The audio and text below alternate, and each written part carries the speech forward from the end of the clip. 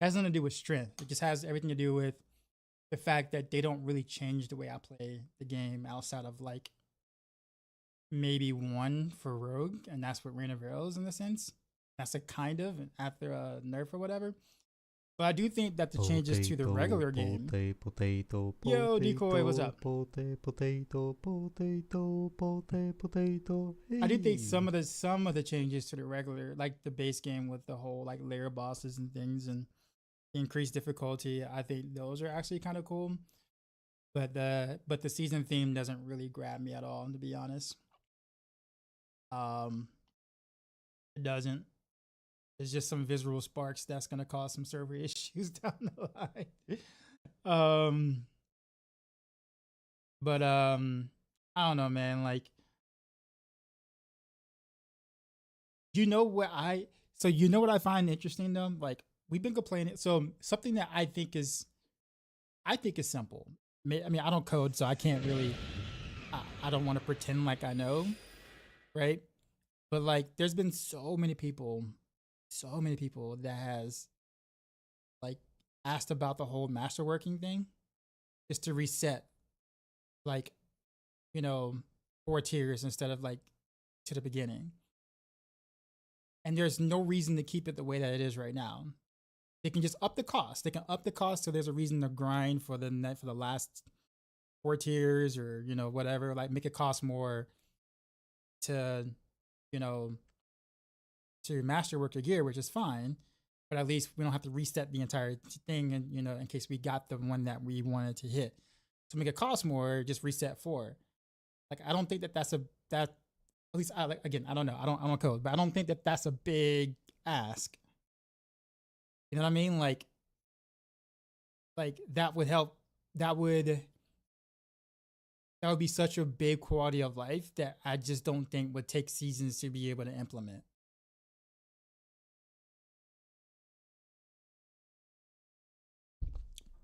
Other stuff, probably, sure, but that is just could be thrown. It's just a huge quality of life that can be thrown to us and be like, you know what, you guys are right. It should be XYZ, and then be done with it.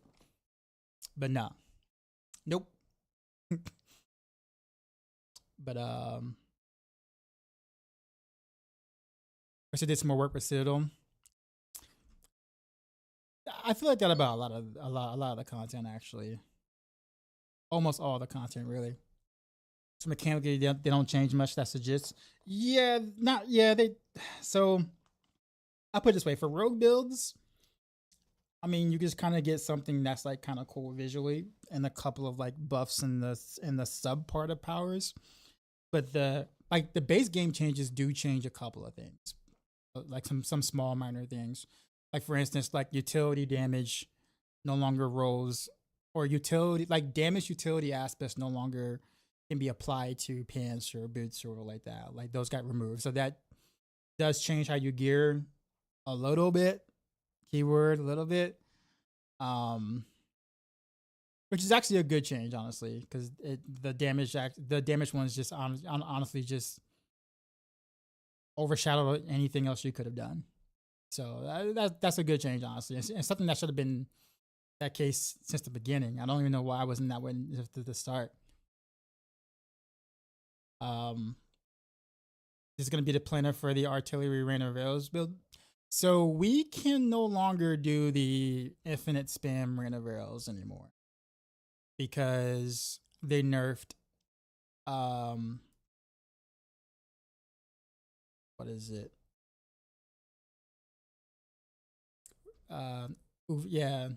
Urivar, basically. So this used to be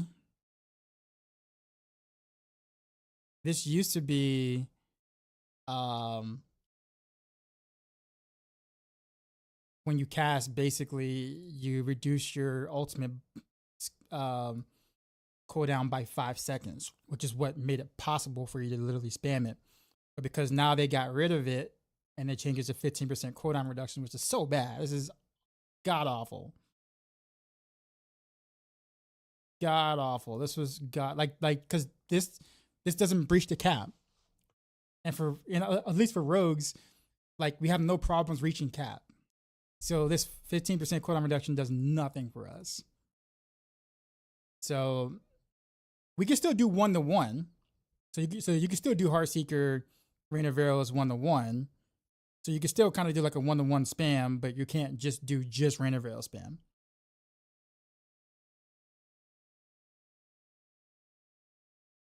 Is Rogue ship for season 8?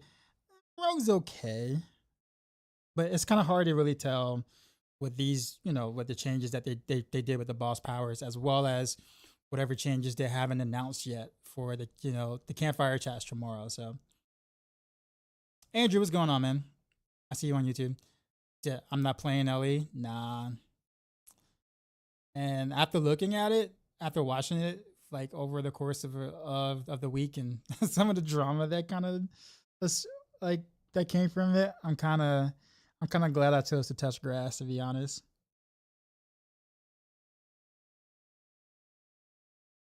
I mean, nothing wrong with Lassie Pop. I just made the conscious decision to let me take a break from gaming basically for a week instead.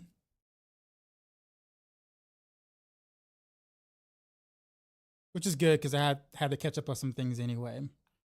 So it was a pretty good reset.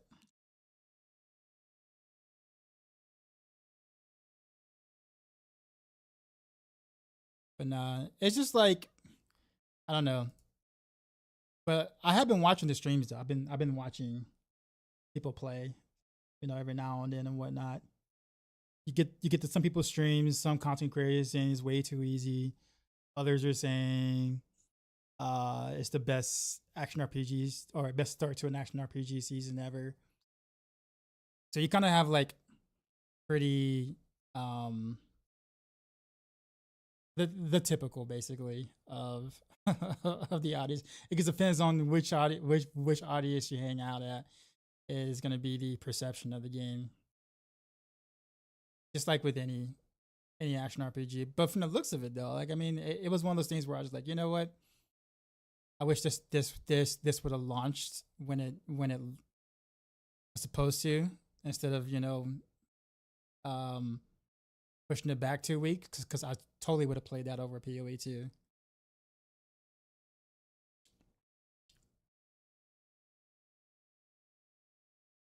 The code changes for doing that should be very simple, unless they have really bad spaghetti code. I mean, is there any time where they've ever not had spaghetti code?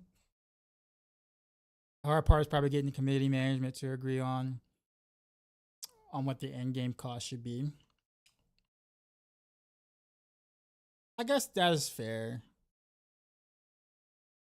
But I guess the thing is though, like, could they negotiate and be like, well, how about we pay for this and move the thing that we were going to work on that many people may or may not care much about, and just kind of like prioritize that, seeing how many people were asking about that very thing with Masterworking. You know what I mean? Like, again, I don't know. I don't work in that field, so I don't know the process. But you said you guess your Theorycrafting was too OP. Yeah. Well, I'm gonna start with Heartseeker first. I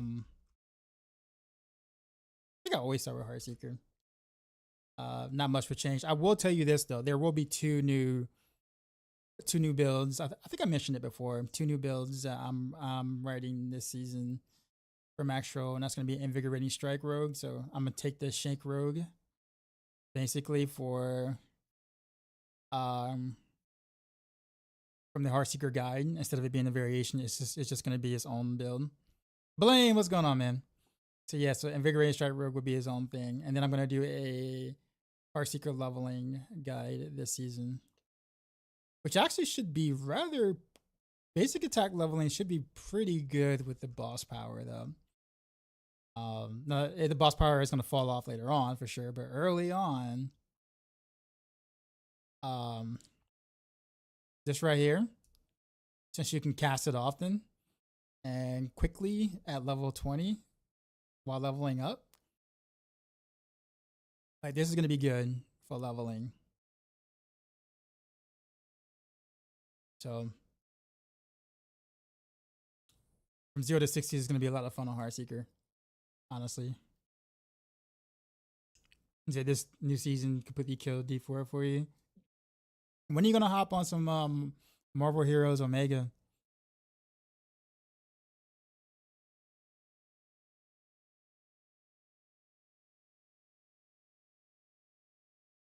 All right.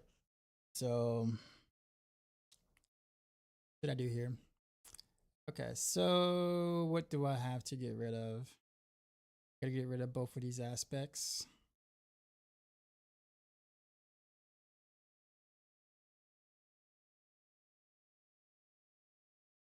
It's on the. Should I go with Penitent Grease now?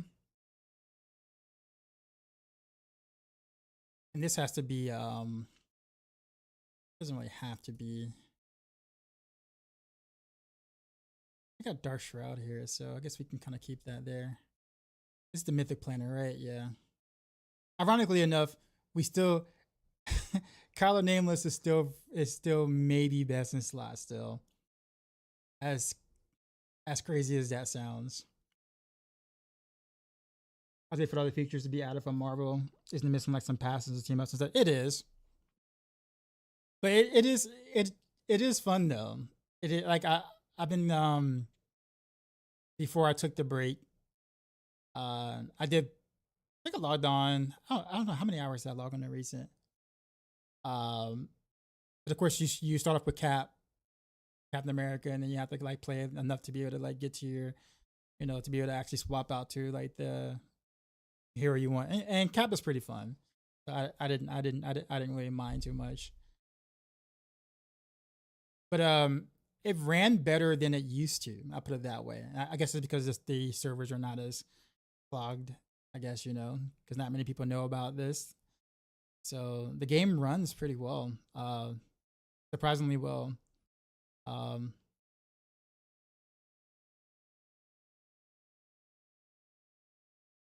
Okay, so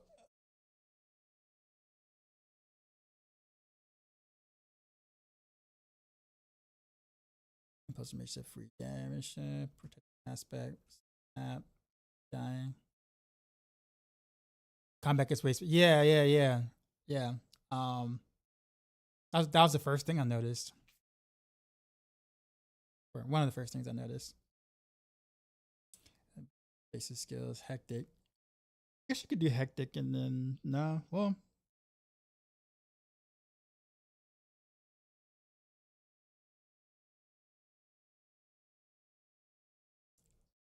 actually, I kind of like the idea of.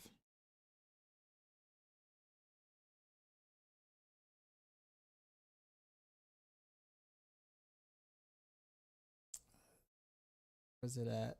If I can remember. Bro, I haven't like touched anything Diablo 4 related in like what feels like months now. So some of this just kind of feels a bit foreign to me. I think this, yeah, Siphon, yeah, because then you'll be able to spam your potion a bit more. Put that there. Would I be able to actually get enough armor though to be able to cap armor if I went with Penitent Greaves? And if I don't, what aspect could I play here? Dead. Since you can't do that anymore. I went with Penitent Greaves on the PTR though. But that was for me. When I get back tomorrow, I'm definitely playing Dragon. You're gonna drop elbows, the people's elbow, all over the place.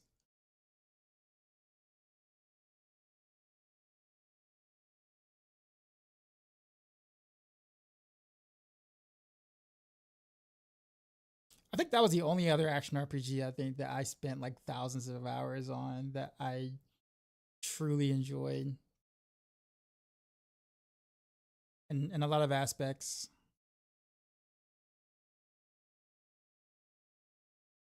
We should do like I guess they can't do a remaster because it's Disney. Disney's not gonna allow that.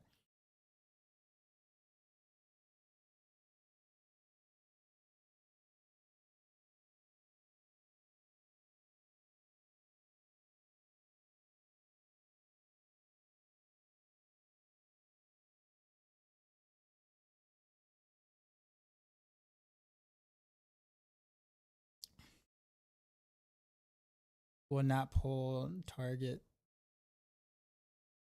bosses while you're in stealth.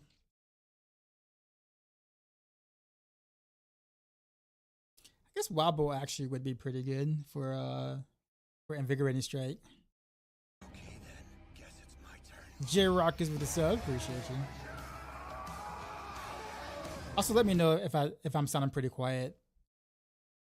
The Logitech G Hub app or whatever messed with my settings. So if it sounds like I'm like quiet, let me know. I've been trying to fix it.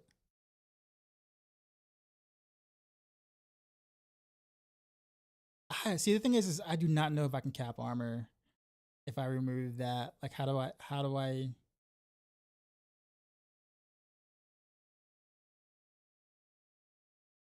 What's that? I'm saying, how do I cap? Well, I guess I could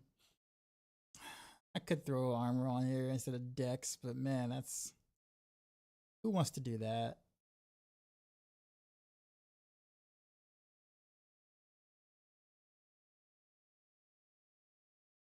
Like, no one wants to do that, right? But I guess it would make sense. I don't know.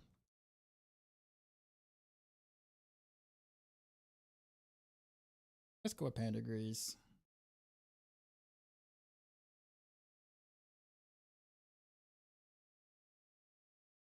We'll throw Panda Grease on here. So 12 out of 12. And then we'll just Masterwork.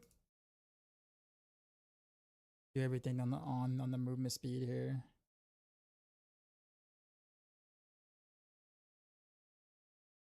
To put my armor at 570.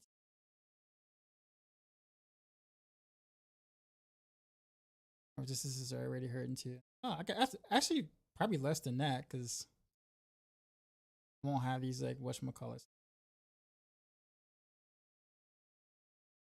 Just throw some armor, I guess. Armor skulls. Wait, why do we have so many grand skulls? Chip skull, flawless skull, royal skull, grand. One has like a. I mean, unless there's something I don't know about in this patch.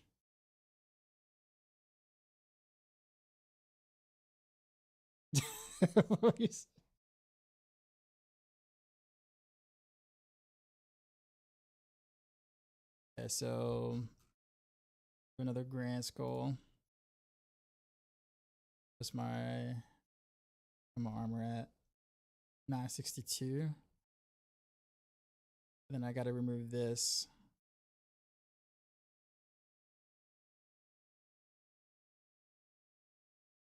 Probably needs to be all res, to be honest. Grand armor at 767. So I'm probably gonna have to remove the dex if I'm gonna go this route. Or actually,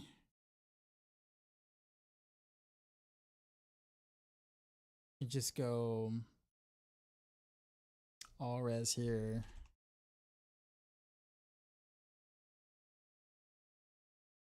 And do armor here.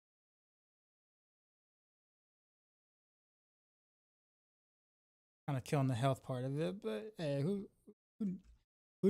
needs to be alive? Who needs HP? You guys don't like HP, do you? HP is overrated.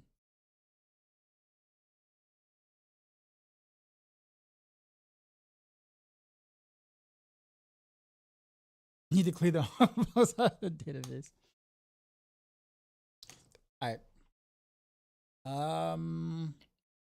So this is wishful thinking because obviously getting the Starless Skies early enough for it to be able to double on that resists.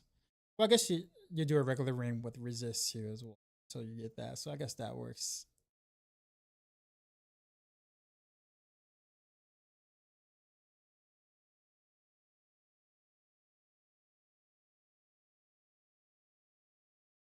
Sorry to see how the new season D4 works out. Would love a new unique to enable a new melee build for Rogue or even better new melee skill.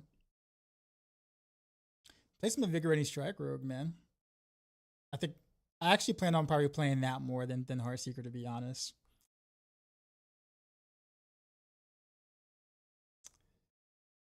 I know that sounds like super weird, right? But I'm like, for real, for real. I still get the res from here, right? Actually, wait a minute.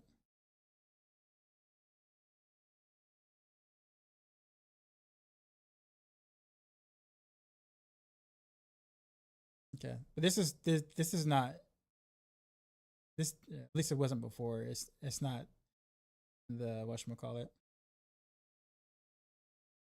Yeah, I think honestly, I think it's just, you know, I mean, someone also kind of said until like D5, probably not that long.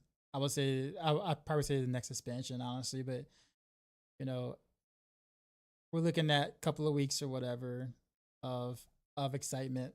When it comes to action RPGs, that just kind of seems kind of what it is. And you gotta hope that you like it at the start, right?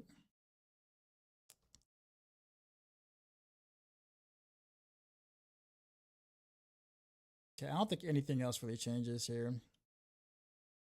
Oh, my rune choices, that's right. So here's something I didn't know. I didn't know. No one actually like told me. But I didn't know Thul, the rune Thul, actually gives you um also gives a 15% multiplicative damage to vulnerable enemies. Because it's not mentioned on the rune itself. So I didn't know that it did that. Hopefully tomorrow live stream is gonna be good since they're gonna nerf some of the boss power quite a bit and bring like the power of the character up. We'll see. We'll see what they're doing. Honestly, I have no expectations. I feel like that's the best way to approach it. To be honest with you, you can't be disappointed if you have no expectations, but you can be moderately excited. You had no expectations and something cool actually happens. Right? So that's kind of where I'm at with it.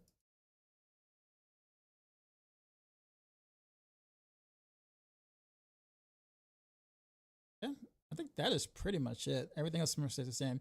The reason why I'm still keeping like kind of nameless in this is because, well, for one, even though trick attacks got nerfed, it works on single target now. So it's actually buffed on unstoppable enemies, but nerfed on everywhere else. Um, However, due to one of the boss powers, um, it allows you to be able to get like a free multiplicative something just because of the crowd control duration effect. So now crowd control duration is going to have to be somewhat important. And so I guess the thing is here is, what main power do we want? You would think Alex Talons would be the way to go since it's basic attack, right? Basic attack, basic sense. But I don't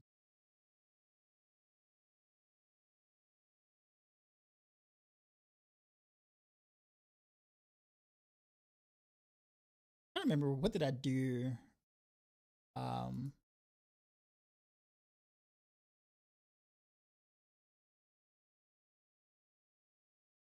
let's see what stuff I actually tested.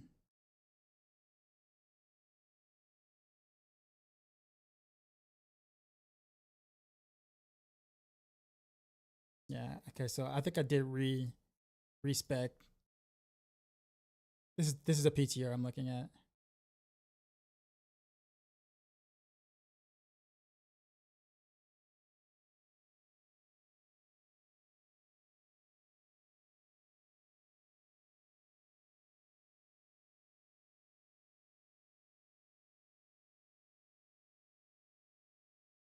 Is that cooldown still as long as it is for those waves?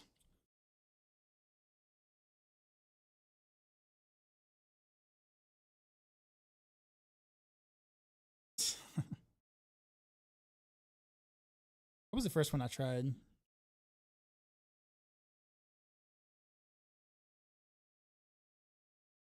Okay, so that wasn't it.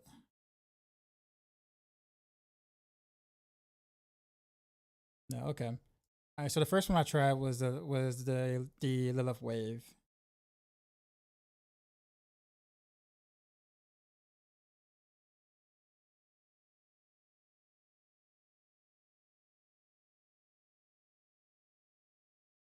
Wait, actually, I didn't even see that. Okay, okay, I see the dot now. All right, I guess I guess I could just I didn't really see the effect. Like I didn't even know I was actually like doing anything on it.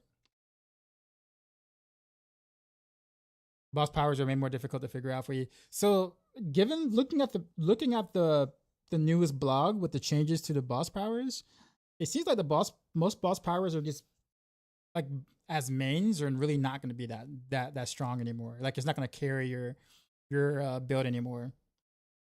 So it's going to be supplemental to your power, which, in my opinion, I think means that it's just going to be a visual indicator more so than anything else. Um, they're not going to scale as high as they did, or they're not scaling as high as they did because of the nerf to the boss power like stuff. And they also changed the Endario power and the secondary and stuff that made things scale crazy. So like I don't know. Is it so T4 super hard? No, I mean I don't think super hard. Um, I think the boss power will help you in T4, but when you're talking about like pit though, like the higher levels of pit, I have a feeling they're just gonna taper off. You know which type of rogue you're gonna play on season 8? A lot of them actually, because I have to play test all the builds that I write on Maxroll. So I'm gonna level with Heartseeker. Believe it or not, that's gonna be a new build guide that I write on Maxroll.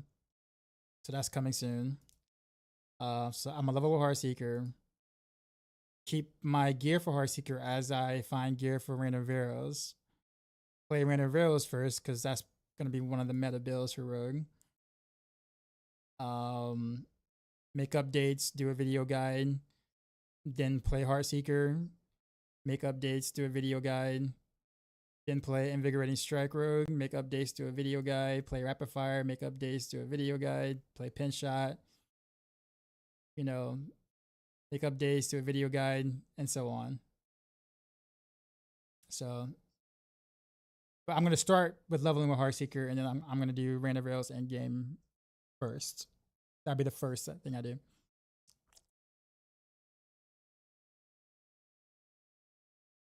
Can I mute video on stream? Oh yeah, I can. I'm sorry.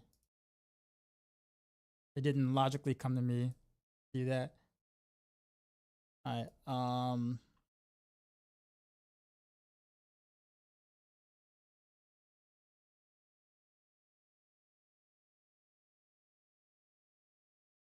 I was getting a couple of bill there.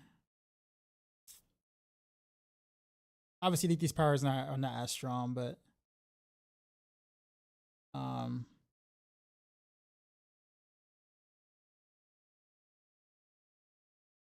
that was still the feather though. Oh, that's because I didn't use any buffs or whatever.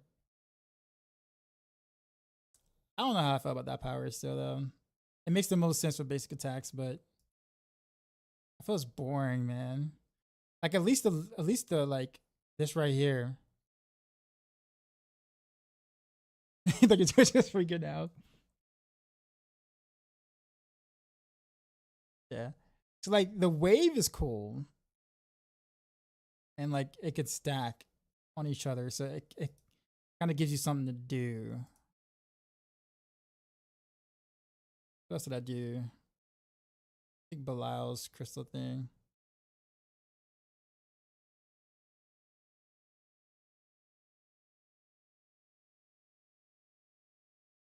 There's only like a few of them that I liked.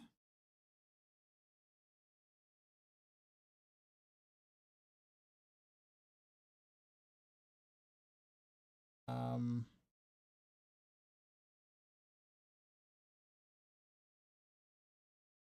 Okay, so that was that.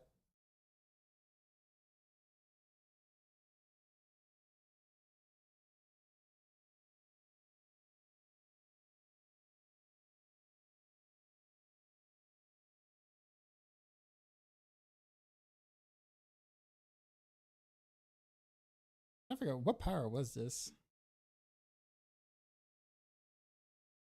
It wasn't okay. So it wasn't the lob bombs, but what did I switch from? Switch to?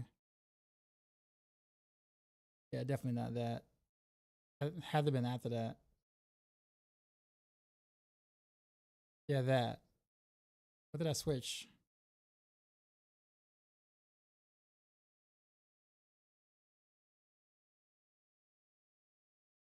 Okay, cartridges. Okay, that's what that is. Okay. I guess for the builds I was playing, it was easier to integrate which powers.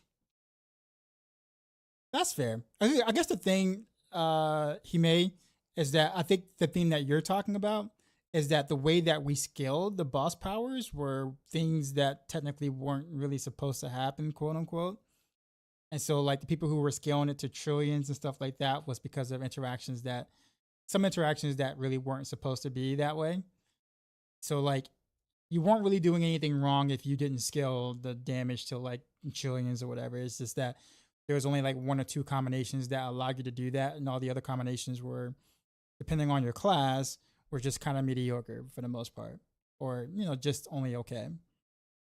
So just kind of keep that in mind. So if you didn't scale it like Rob did, you know, it's not you're not doing anything like wrong.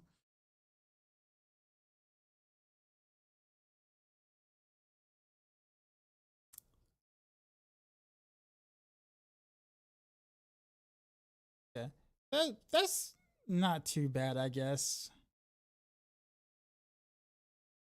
That was the power I liked. This power right here. This was cool.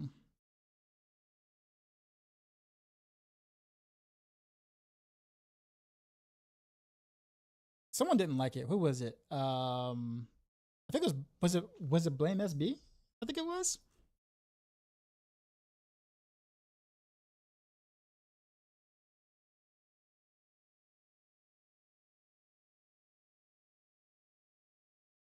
This power right here. I think it was Avarice. I think it was you who said you didn't like the visual thing.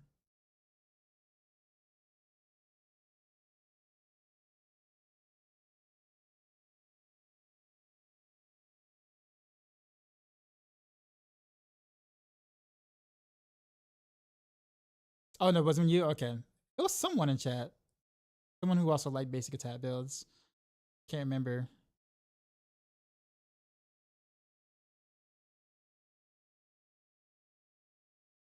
See, like something like this just looks really cool. And so when I think about what main power to pick for a class that can't really scale any of the fire, lightning, whatever stuff anyway, it's really just all about what looks cool at that point.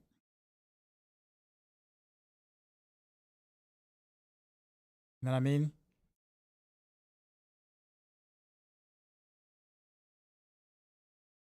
Yeah, see, this one didn't get nerfed.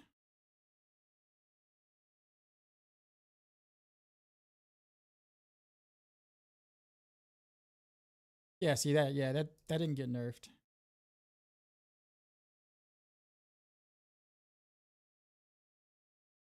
Not that it was like super amazing, but it was like it wasn't like.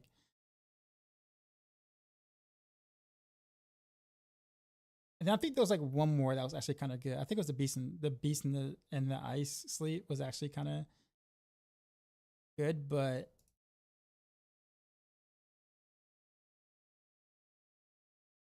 go to beast in that. Yeah, the casting 3 skills was apply crowd control, stagger effects, right?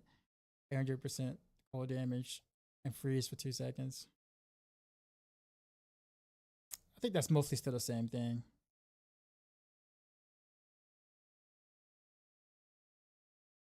But it has a see the thing the thing that makes some of these boss powers weird is like there's just like kind of like a weird like cooldown. Oh, whoops, there's me again.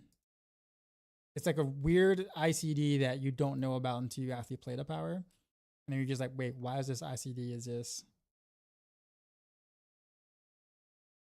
Because like it just doesn't tell you. Okay, I don't know what I was testing here. I don't see anything. Wasn't more about scale. I just try a few things and then get the same synergies. Since you don't have room words, I have to get. Oh, okay, gotcha. I think that's like another reason why I liked it.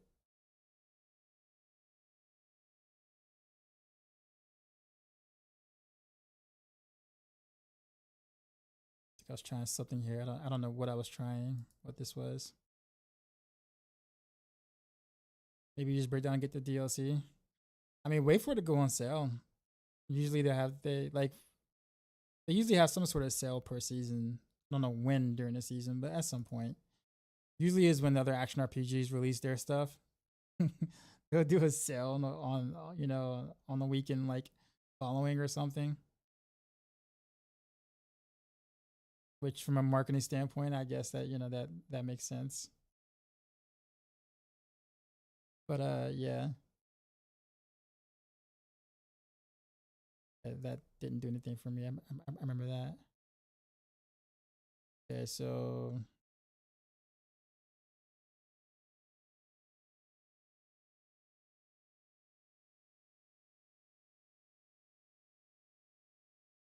yeah. Yeah. I think it's probably gonna be that skill. Um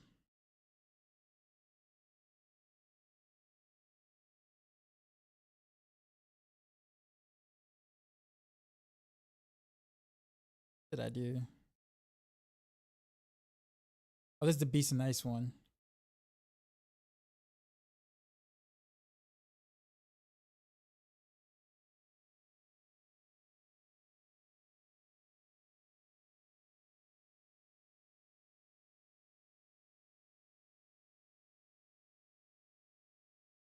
All right, let's see. Did I try victimizing the PTR? I saw a bunch of vulnerable stuff on the new powers. Well, the thing is that like the vulnerable stuff you saw is just multipliers mostly. And as a rogue, we never really had an issue keeping up vulnerable or victimized procs. So to be 100% honest with you, I didn't mess around with anything victimized related because it got zero changes. And the vulnerable stuff is just basically multipliers you're gonna already take anyways, which would be useful for all builds. But I didn't see anything that would have made victimize stand out. Trust me, I would have loved to sit there and try to figure something out. But I will try some victimize when the season like launches, or you know, at some point, maybe like 2 weeks into the season or something, when I'm kind of bored with everything else. But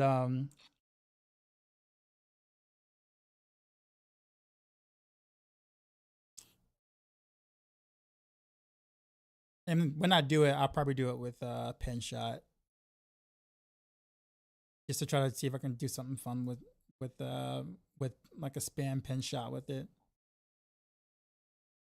Yeah, so it's gonna either be Beast and Ice, or it's gonna be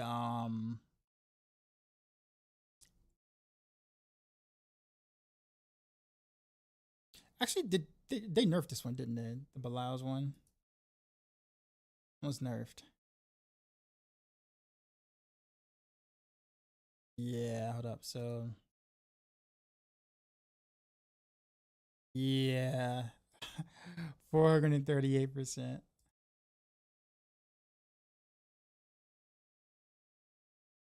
Yeah, that's a huge no, sorry, Belial's eye beam. Yeah. Still huge nerf there.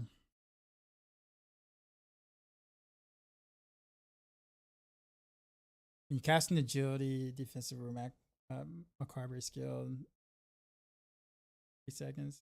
Actually might be pretty. This actually might be pretty good for invigorating strat. Actually, just to have a free taunt. They buffed the Ashava poison, which can make a potential Andy's build. The thing about the Ashava's poison is that the reason why it was so good was because Andario's was scaling on top of it as a secondary. Without Andario's secondary, which is completely gone, I'm not saying this won't be good still.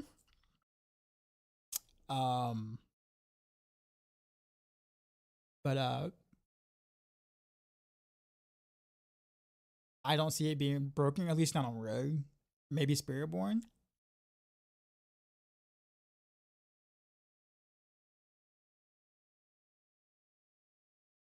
Okay. I think those are all the powers I want to try.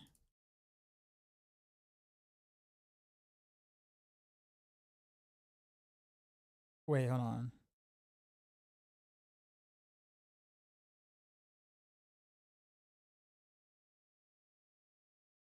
Oh, never mind. I don't think I even bothered with the Durio power because I'm like, there's no way I'm using this on Rogue.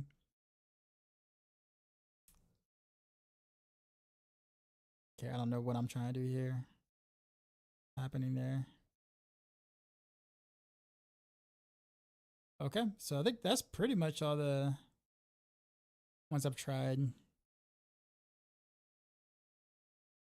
I don't think I did any runs with it. Did I do a pit run with it?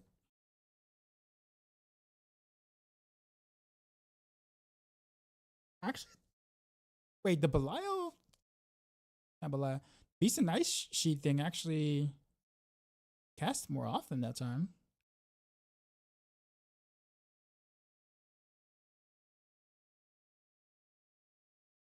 What did I do different to make it cast more? I mean, having an easier access to chill and stuff like that. That's really nice. Do you think Pro Poison Volley SB will be S tier season 8? Hard to say. I mean, looking at the current numbers now without knowing what's happening in the campfire chat tomorrow, I would assume so, but we don't have the whole picture yet. We don't have all the nerfs and buffs or whatever. They just only told us what the boss powers are gonna be, and that's it. So we just got boss power changes, no class changes or anything until I make sure I play S tier build this season to start.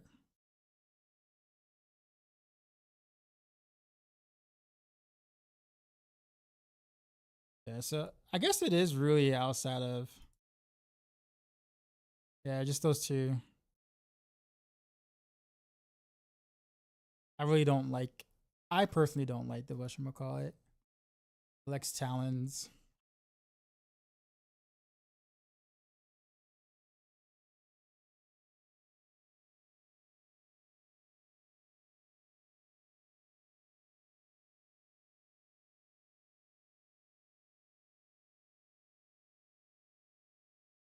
Like, this would be really good for leveling. Like, very good for leveling. But then after leveling,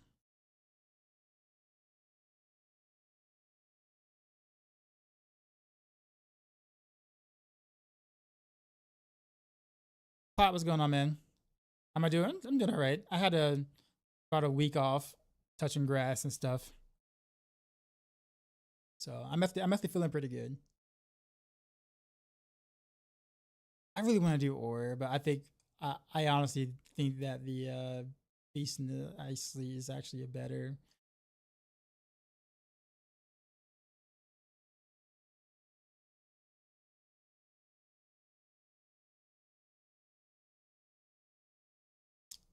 Although this is so much more fun to play, so I'm probably gonna end up doing this personally, but I do think that Beast and Ice is probably the better utility choice. If I die today, it's Sonic's drive-in's fault. What? Where are you? What are you doing right now?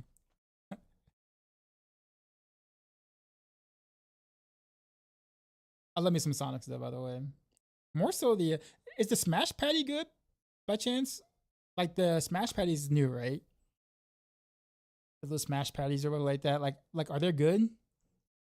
I usually just get like the popcorn chicken or like the hot dog, beef hot dog. It was hollow. It looked like a bug went inside all my chicken stuff, ate all the inside, and created cocoons inside. Wow, every popcorn chicken was hollow with webbing inside. I'll be honest, it was probably me. I probably did it. Bro had pics in the video talking to corporate. Hey man, if you win, if you take it to court and win a settlement, man, just make sure you gift everyone in chat when you come back a sub. I don't even personally want the dollars, but just make sure that you gift everyone in chat a sub. When what you probably ate is well, I mean, if you ate a spider, you're gonna automatically win a lot of money. Like it's just how like there's no way you lose that unless you just don't have enough money to get a decent lawyer to be able to make that money. At that point, I'll take out a loan for a decent lawyer because I'm gonna make that back anyway from the settlement. So it's just, oh man.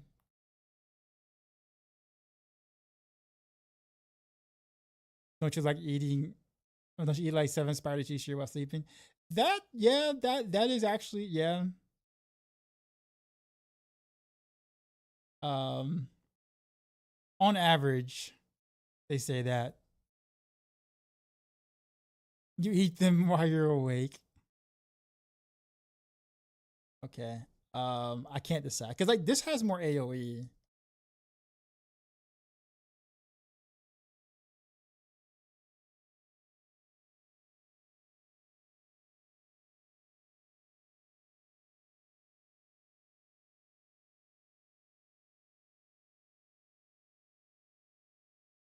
But the beast in the ice sleeve is like instant damage though.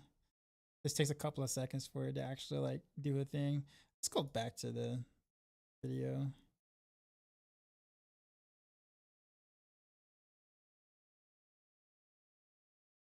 Sadly, I only tested it in pit.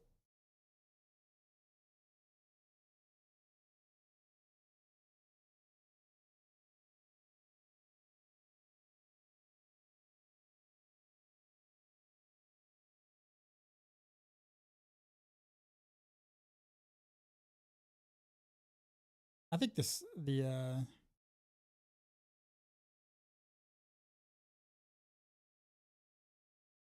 the beast nice. Safe side. And all these are kind of boring because they're just basically stat stuffers at this point. You definitely take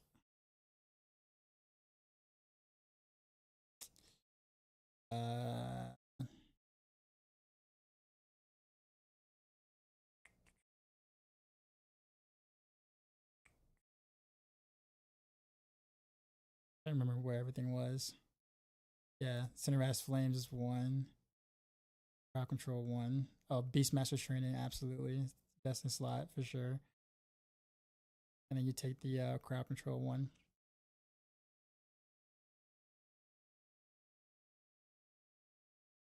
This one. Yep. And that's it. Cinera's Flames, Beastmaster Training, Flesh Reapers. Nice. That is pretty much Heartseeker.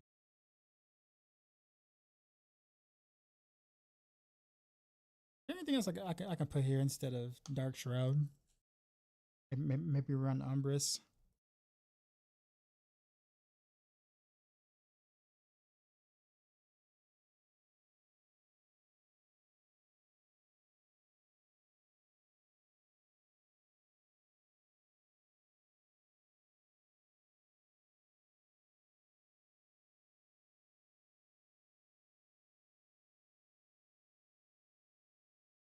Make sure I got this.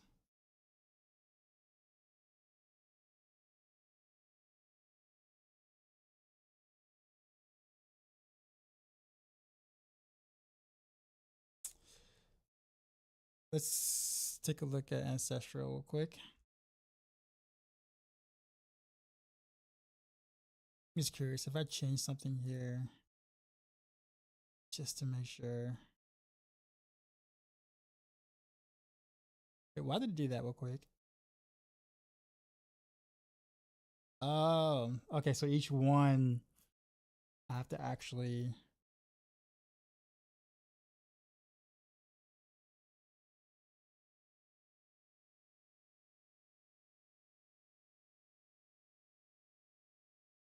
Okay. So go to season 7. That's mythic. Ancestral.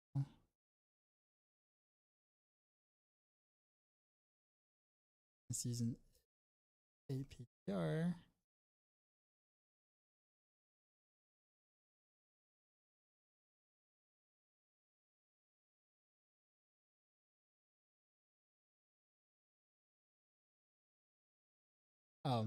Okay. Interesting. Okay, so I gotta be careful how I save this then.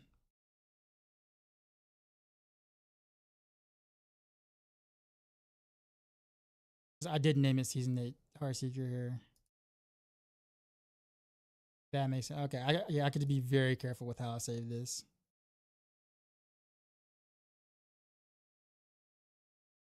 Otherwise, I'm gonna ruin it so bad on the back end.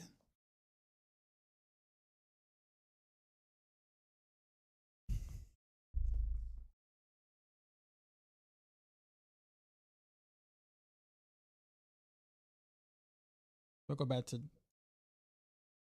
Dark Shroud though. Okay, so we can't go concussive strikes anymore.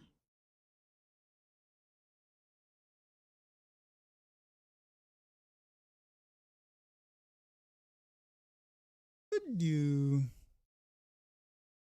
might for some damage reduction.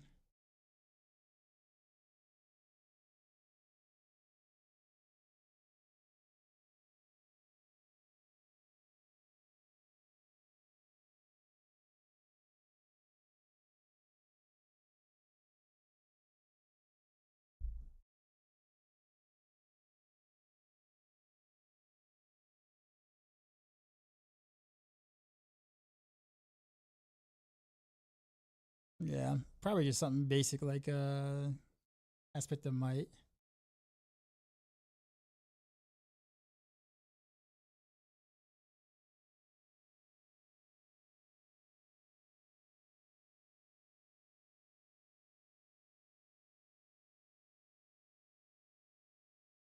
What's my armor on this though?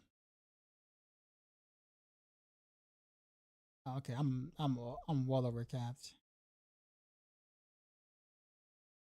Enshrouding. Enshrouding is good. Well, yeah, enshrouding is good too.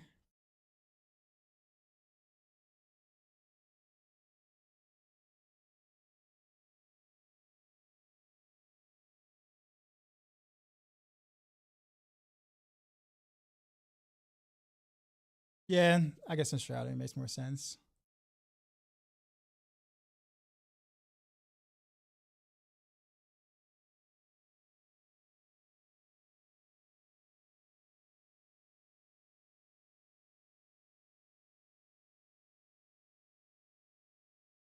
Steal the pants over there. Well, steal the boots.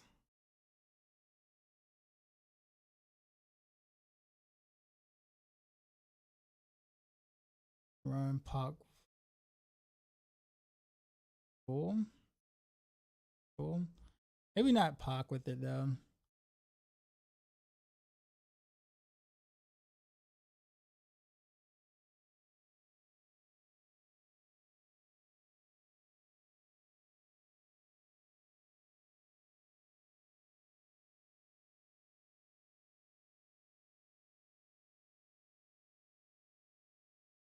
Yeah, I guess Pac would be fine with it. I'm not clicking here. I'm just updating the Maxroll planners basically for all the guides that I'm responsible for. So starting with Heartseeker basically. So I had to change some aspects obviously because you know in the PTR the utility ones are like different.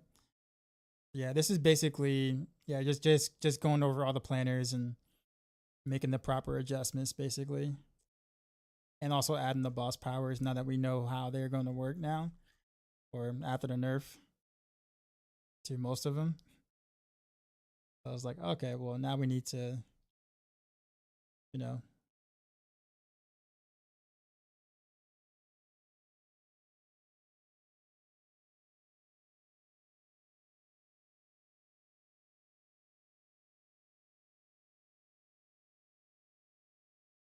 all resistance here.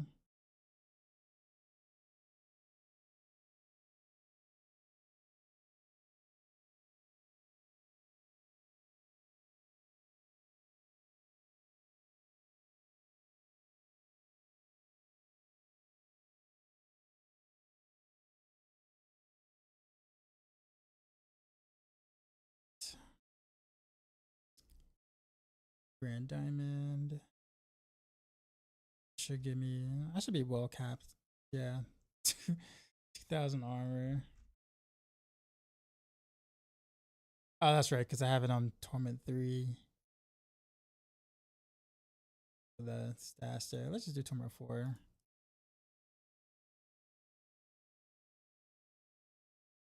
Now it really shows the real story now.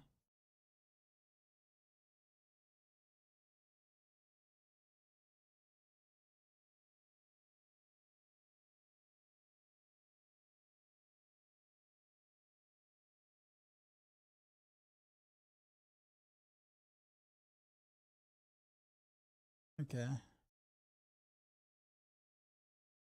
I want to keep the armor here because if I did RS and then I have to change it back to armor for the mythic version, I don't want to do that.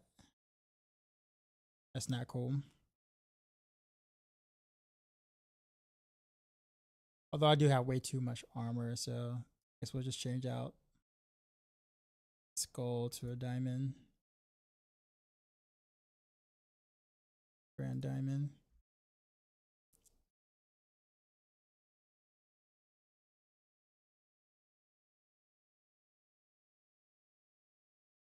We'll probably pretty much capped at that point. Roll with that, and then be the ancestral version here.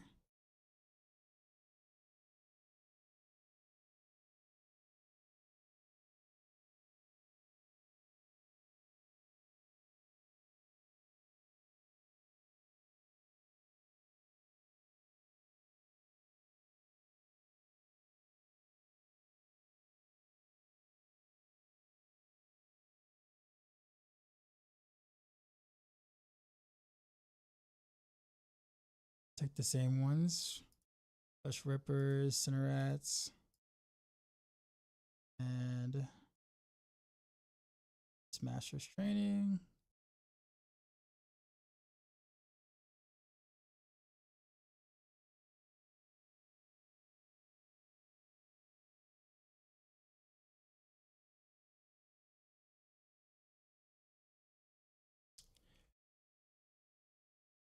Yeah, that's it. Really, with that, and there's the. I guess speed farming would be the same. Well, actually, what do I have in speed farming? Jordan, what's going on?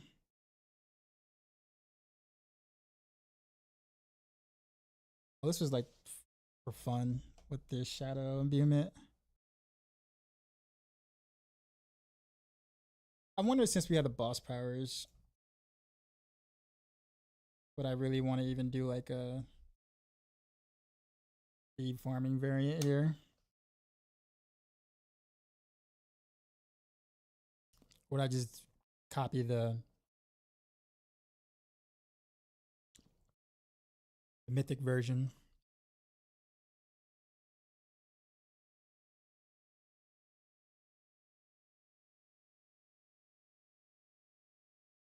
I'm chilling. You tried out your rogue build. Which one? I love Heartseeker Rogue in season 4 and 5, but I haven't touched Rogue too much since expansion. I think it's looking good for season 8. So how do I say this? Because people's interpretation of like what's good and what's not good just depends on where it lands on the tier list versus how it actually like performs like in the game, right? I will say that Heartseeker has been in this is in its best form in terms of overall efficiency. However, it is a close range build now versus kind of being like somewhat semi ranged in season 5 or semi ranged in season 4.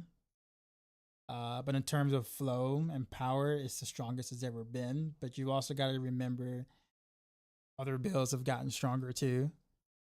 So there is that. But I mean, Heartseeker is a solid A tier, like probably towards the top of A tier. Which honestly is kind of where basic builds should be anyway. If I want to be 100% honest with you, based on like how how easy it is to execute, top of A tier is makes the most sense or makes a lot of sense. Just not a fan of it being a close quarters build now. I can understand that. How are you liking Rain of Arrows, Jordan? Sajida, what's going on, sir?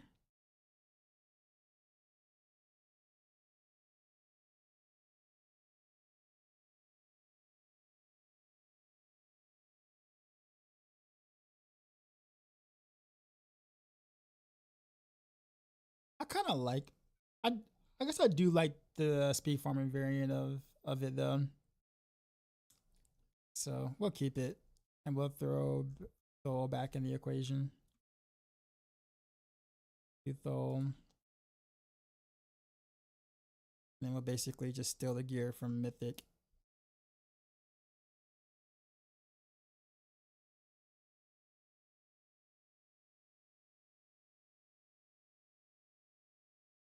Well, maybe not all, because I need the shadow imbue things.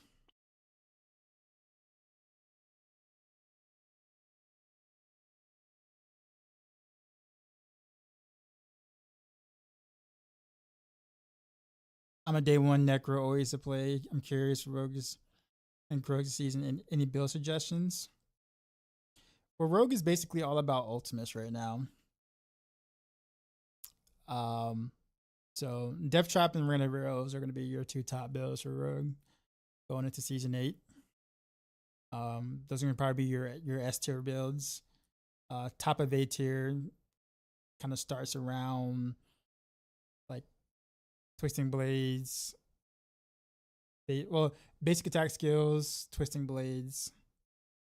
Basic attack skills being Heartseeker and Invigorating Strike, Twisting Blades, Flurry, and then it kind of tapers down from there. But I will say this, Phil. If you're looking for anything that's as strong as Blood Wave, you're probably not gonna find that on like that type of strength on Rogue. All right, Jordan, you have you have a good one.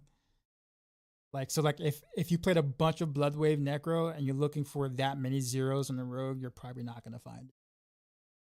I'm not saying that Death Trap and Rain of Arrows is weak. I'm just saying that there's just an obvious gap between even the nerf Blood Wave and like quite a few other builds in the game. Now you'll still do T4 just fine. Don't get me wrong, but like just you mostly use bones for okay. Well then yeah, I mean Rain of Arrows and Death Trap would yeah okay cool.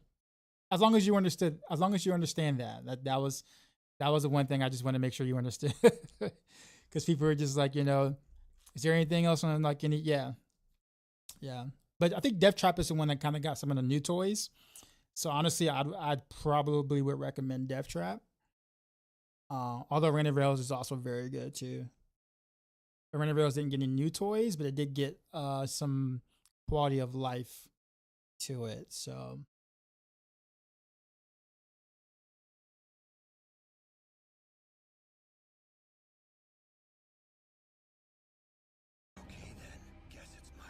And if you want something that's pretty cool off meta, I would try like Heartseeker or Invigorating Strike because they're still strong builds. It's not as strong as the two that I mentioned. Larry Bird with the year subscription, or sorry, 1 year in a row. What is up, sir? Appreciate you. Is there a leveling version you recommend? Dance of Knives.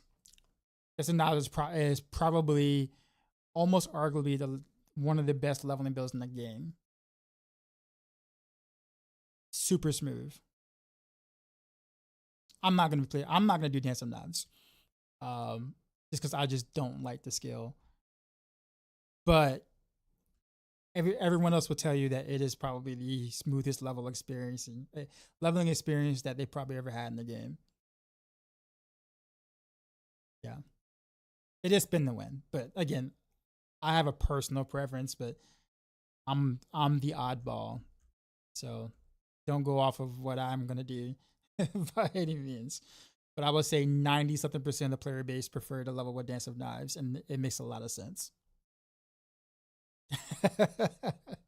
So yeah, I highly recommend Dance of Knives for leveling.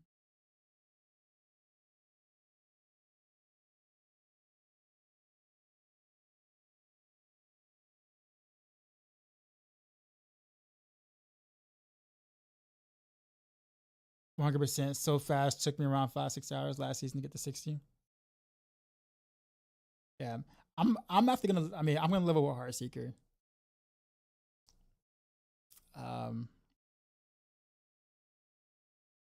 That is the plan.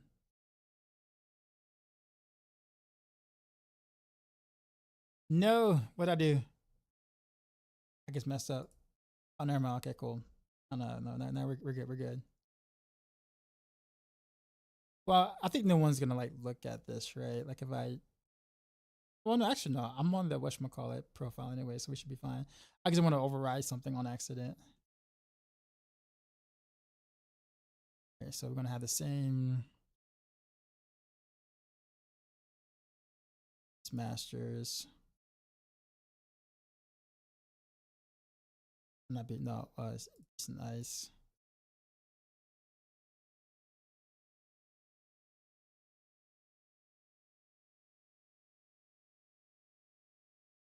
That.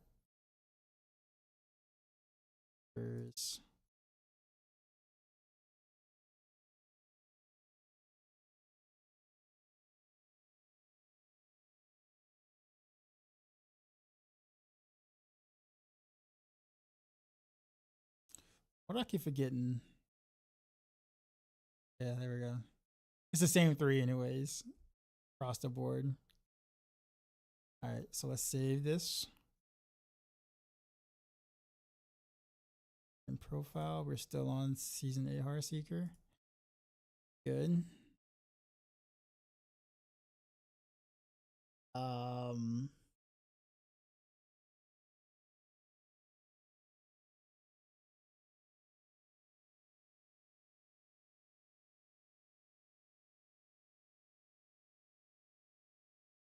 Blizzard really got a buff exposure and alchemical admixture. So they did do a little bit of buff to exposure. Alchemical admixture, I guess I think they need to just redo that key passive. It should just be something else, to be honest with you. Rennerville looked cooked next season, which kind of blows your mind. Cooked in the good way or bad way, as in like, make sure I'm understanding the lingo. Oh no, it's not bad. It's still like one of Rogue's best builds. It's probably like neck and neck with Death Trap next season. I know you saw the nerfs and stuff, and I was kind of thinking the same thing too. But I actually did play it on PTR after the nerfs or whatever, and no, it's still one of Rogue's best builds. I would say it's actually more intuitive next season because of one of the boss powers.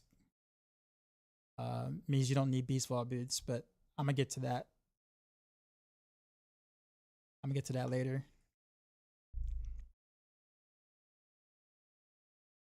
So now yeah, it's still like top 1, top 2 builds for Rogue, considering that the boss powers have been nerfed. Nah, man, trust me. 25 GT. That was the first thing I tested in the PTR. Literally was those Rain changes. How would I rework that key passive? That's a very good question. Well, for one, actually, you know what I would do? Yeah, since I would have it open. So what I would do is I would allow the potency to work on the passives of the imbuements. So like you see how the mixed shadow imbuement, you get 12% multiplicative, and then down here you get the 20% multiplicative. So if the alchemical admixture, the passive worked on the passives, like the little extendable things here, then it will open up for so many more builds. Because now your shadow damage actually, is worth something, and your cold damage is actually worth something. Or your damage while you got a cold beam is actually worth something. You can do some really cool things with this. Can also make poison better, obviously, if it worked with that, right? If they did just that, that would be amazing for you could play Heartseeker. If they did that, you could play Heartseeker with alchemical admixture, and you could play range again. You wanna know how I know? Because that's exactly what I tried to theorycraft in the beginning, until I was told that it doesn't buff the potency, doesn't buff the passives here. When I say told, it's just more so of some super secret society stuff that I got confirmed, and I was like, dang it. And then that's how, and that's when I went to go build Heartseeker around close quarters combat. But initially I was trying to do it with alchemical admixture, because it would be really good with it if these two got were affected by the potency. Easy change. They did that. You will open up quite a few different ways to play Rogue. But oh well. What quality of life did Rain of Arrows get? So not really Rain of Arrows itself. It's just one of the boss powers allows for I guess I'll show you actually. Hold on. So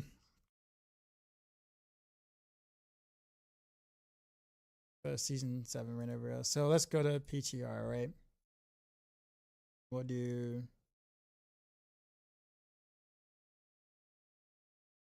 try hard. Hey, we'll do ultra try hard. Well, not ultra try hard. So we'll do Beast for Barrage. So you know how like last season this was kind of probably the more popular way to play it, the 1-to-1. Even though I didn't really like it as much because you kept spending your precision key passive on accident usually, and you can't control it because you can't see the thing.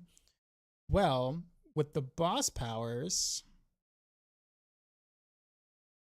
there is a boss power called, is it Heritage? There we go. Harbinger of Hatred's Valley. So this here, casting the modifier, this is what you're looking for. Casting a basic skill while at maximum resource spends it all to make all nearby enemies vulnerable. Guess what that sounds like? Sounds exactly like Beastfall. Right? Beastfall boost. It's literally the exact same power.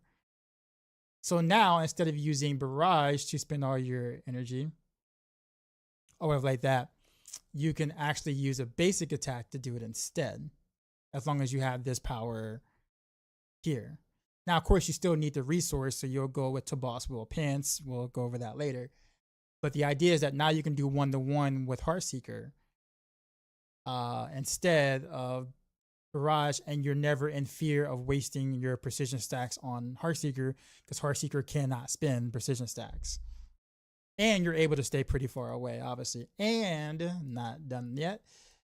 And you also get an additional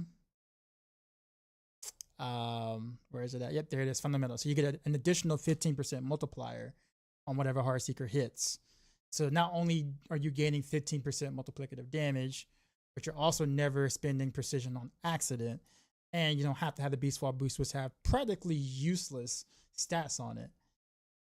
So that's a pretty decent quality of life in terms of playing the build itself. I mean, I was hoping for more, but I mean that's still relatively good compared to what it is this season. So no longer, do I have to do the ultra try hard to kind of, supplement the issues that they was having.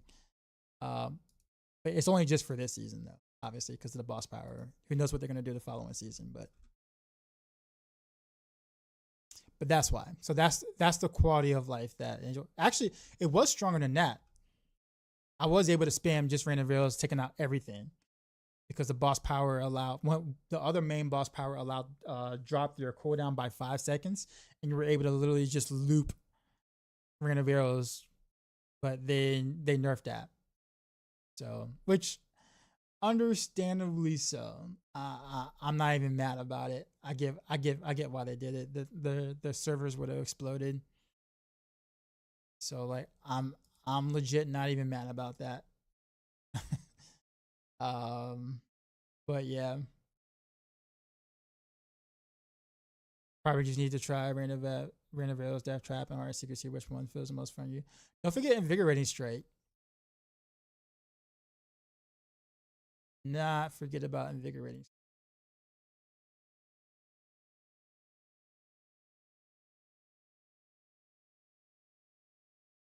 Oh, I forgot about Poison Trap.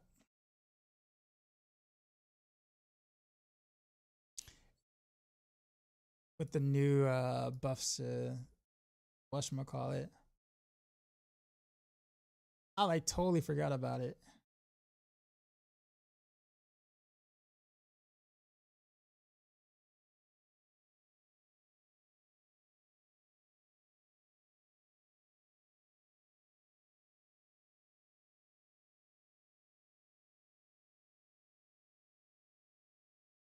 I'm not gonna have it.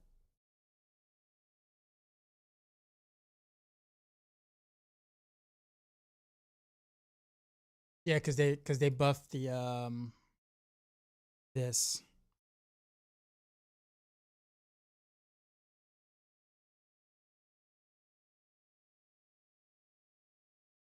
The glove. Oh no, the gloves are useless though. The gloves are useless, but the 20% is actually quite nice. Dr. K, what's going on, man?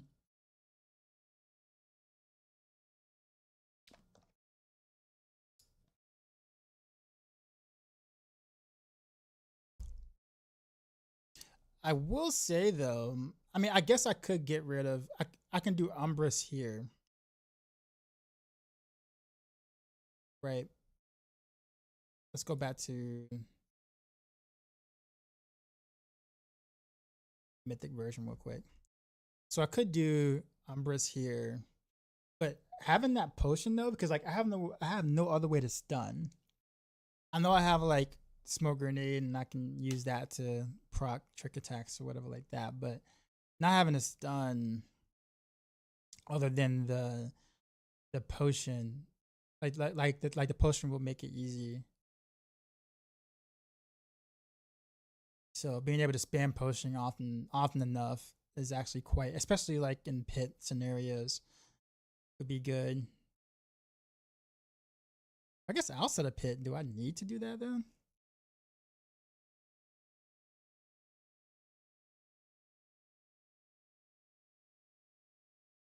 I guess I can make the case for Umbrus here.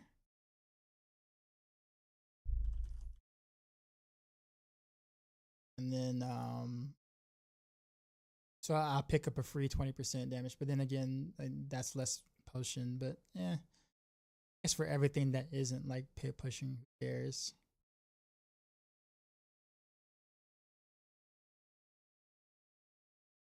Yeah. Um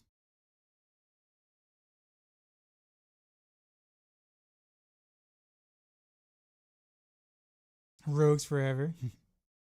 But Thomas Campfire chat tomorrow. Actually, I don't remember, honestly. If someone could find out for me, I don't remember.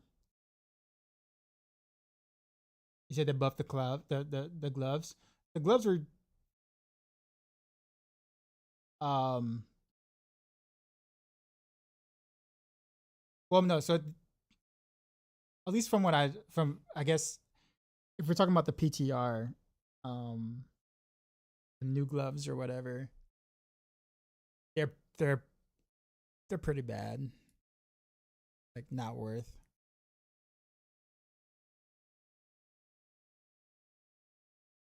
Alright, so I gotta find somewhere to put that in there though. How do I get that in there?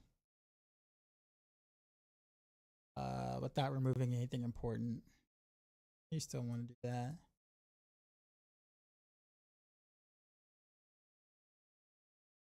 We don't really need siphoning strikes there. Technically need that either.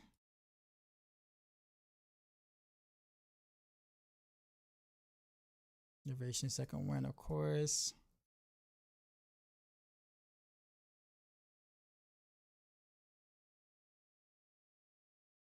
So we can take poison trap. We do want those.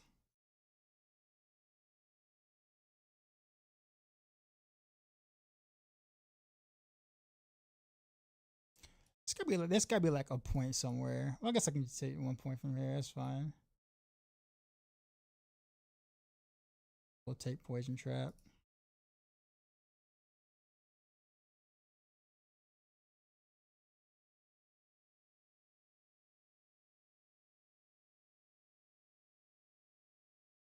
Yeah, let's do that. Jared, what's happening, sir? Oh my god, a thief playthrough on a living would be so sexy.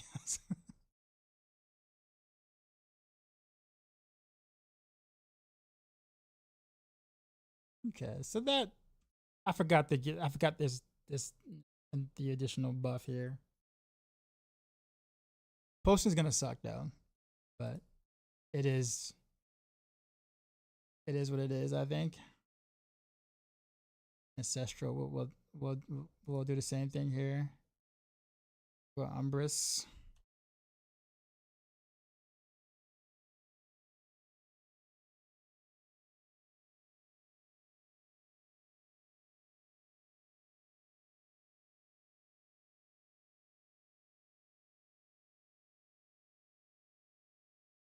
And same thing. Remove points.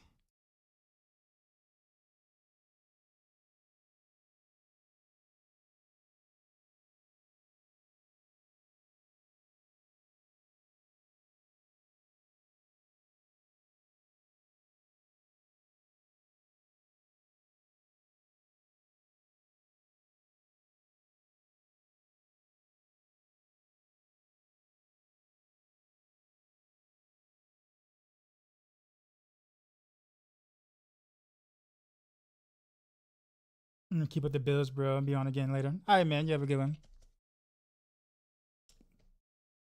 Not gonna lie, probably gonna miss the start of the season if I get Oblivion remake. All good. When are you planning on copying it?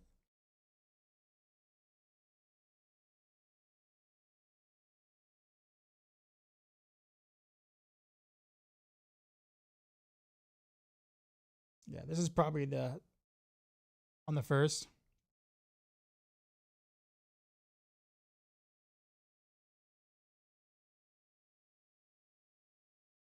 I was surprised to see that they didn't buff the gloves unless I'm missing something. Well, they haven't released the final patches notes yet. All they did was give us a blog with the changed beast powers or updated beast boss powers, and that's it. So we don't have like official patch notes on stuff yet. We'll have those either tomorrow after the stream or Friday.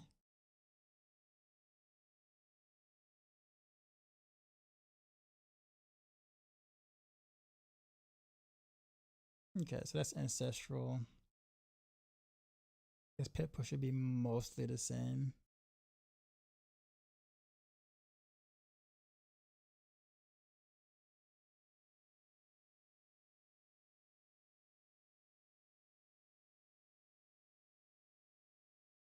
Except for Thol. So stick with Thol.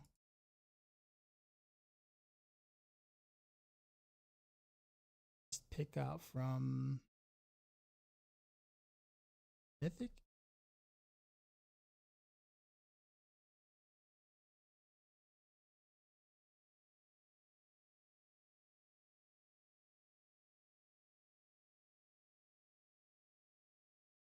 I don't like it either. I'm yeah, I'm gonna change it out. I saw you looking at it.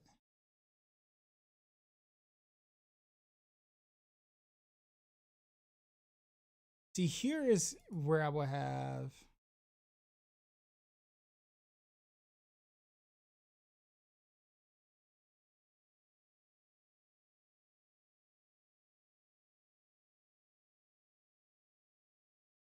siphon victuals. You're gonna need that for the boss.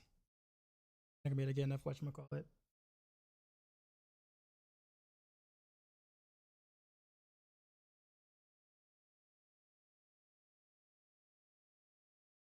That's old. Huh. Why are you messing with it? In the way of what? No, they cannot see it. I'm gonna turn my stream on you. Yeah, so we'll do. I gotta do arm.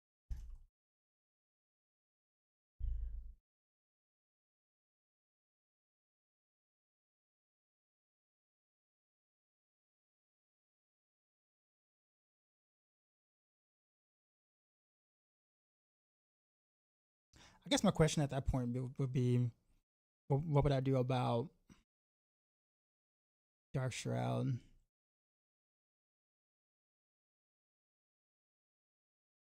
Technically speaking, we don't necessarily need Dark Shroud.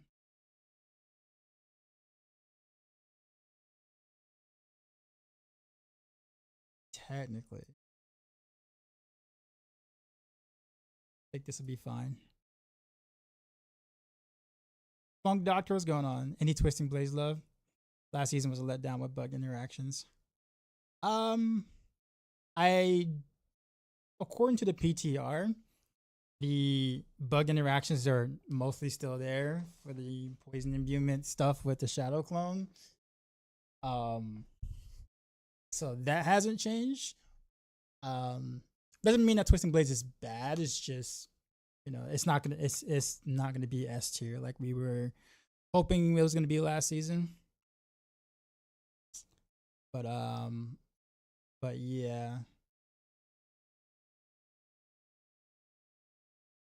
But nothing really new on Twisting Blades in general. There's really not a lot of new things on Rogue in general, to be honest. Unless you're playing Death Trap.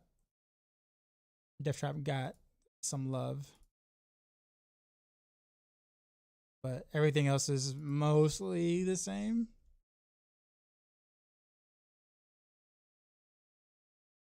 But despite it all, it's enough for me to have to change a few things in the planner as I'm doing right now. To change more than I thought I had to change, to be honest, or update more than I thought I had to update.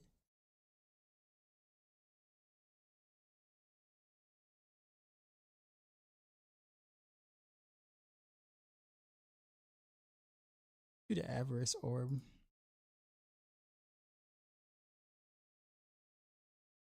Beastmasters.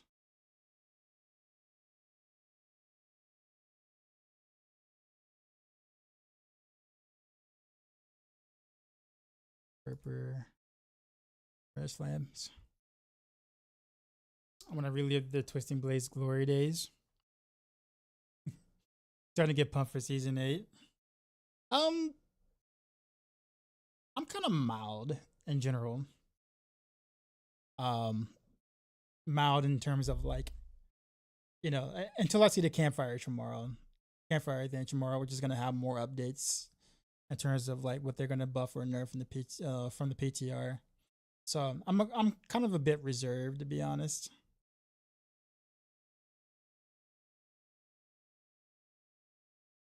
I do like the new boss changes though. If there's anything I actually do like about the upcoming season, is the boss changes. Not so much the seasonal theme, but the bosses themselves and what they did with them. When I was playing, you know, they actually felt like you had to try, which I thought was fun. And it probably sounds weird to say, but yeah, I mean, it was fun to have to actually try. But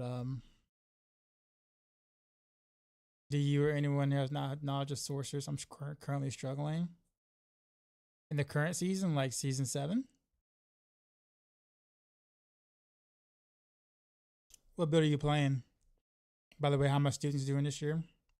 Not bad, not bad. Next year is going to be interesting, just because, or next season, next year is going to be interesting, because I'm preparing for next school year for the marching season and stuff. So that's kind of been on my mind because we've been doing auditions and tryouts and stuff.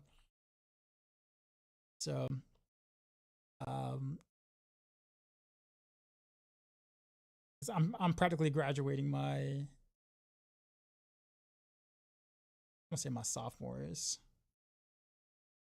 But like you say, I have quite a few seniors that were in the drum line last year, or uh last or this marching band season that ended last year. That will be gone next year, so that's going to be kind of tough to replace.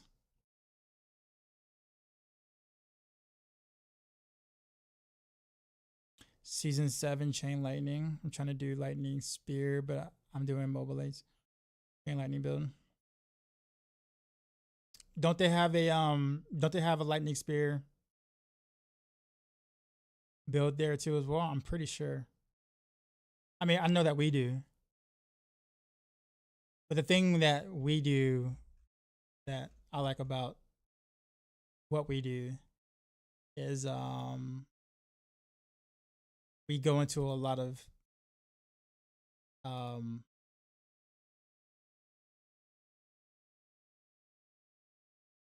yeah, like we go into a lot of detail. So like if you're struggling with something, we have like a facts and all that stuff. So it can be easier to follow a guide.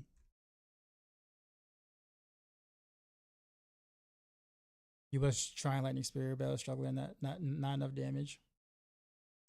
Well, I would check this out. I'm gonna send you a link there. Um, you can kind of see what you have compared to what the guy expects you, or you know, is telling you to. Because I don't know what your gear is. I don't know what your masterworks are, what your temper is. Like I'll have to like literally look at your entire character to figure out what's going on, and that can take a bit for sure. But but yeah, I would just do like a checklist, and there's also some facts and mechanics to see if we're having, you know, issues with survivability, mana generation, all that stuff. The gears, then they're identical to the build on Mobilytics. Could be a rotation issue. But I haven't played Sword this season, so it's kind of hard for me to like. I definitely haven't played Lightning Spear in a bit, so. Teacher by day, badass demon hunter by night. Demon murder by night. Uh, is it Trusty Patrick says they should just go wild, mix up the power of the skills to shake up the meta and give us a ton. Play the same bills. I am in agreement with you. I am in agreement with you.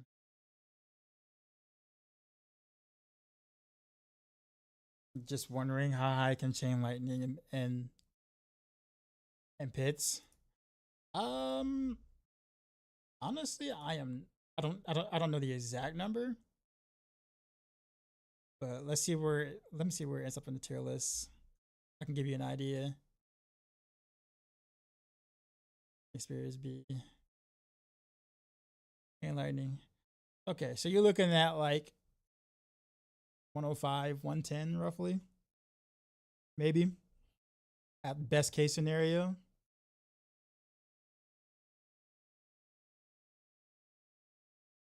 But when I'm saying like best case scenario, I'm talking about like pushing, like, you know, resetting the pit, getting a certain boss. So expecting to fail like over 100 plus times, like that's what I mean by pushing. And every class has to do that with every build and to push the highest limit, basically.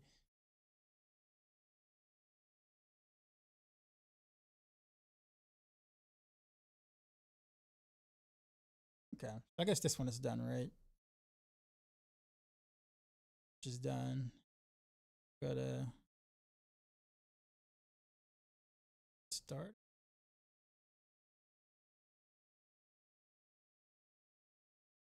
I'm not doing too great even on the 80s. You're fully masterwork and everything, all the boss powers and everything. Fully masterwork, got the correct tempers, all that stuff. GA's in the right spot.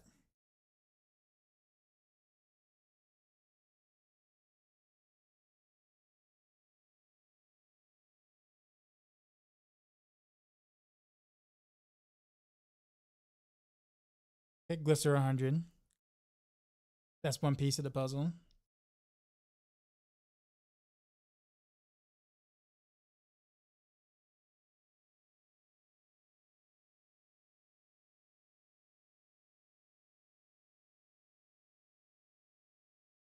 You know, we keep our character's name when we start a new season, like the new upcoming season. I mean, if you name your character the same name, yeah.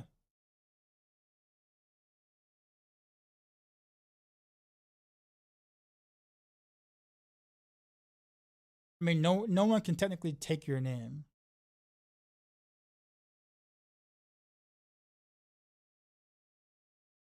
At least not in the sense of, you know, how you might be thinking of it.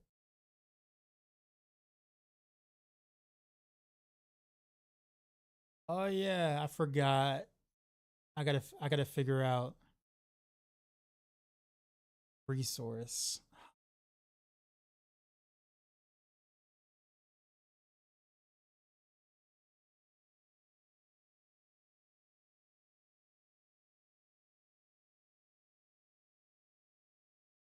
Mm.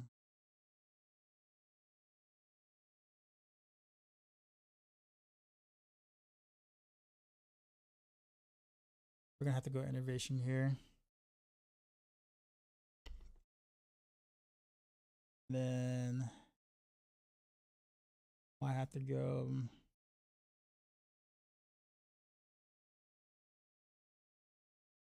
primary.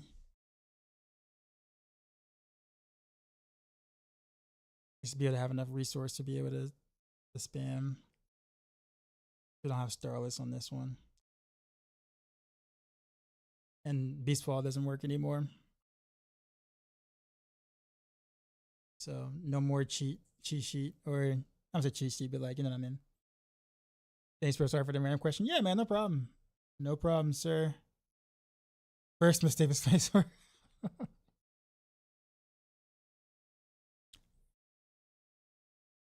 armor is at 850. All res is like 82%.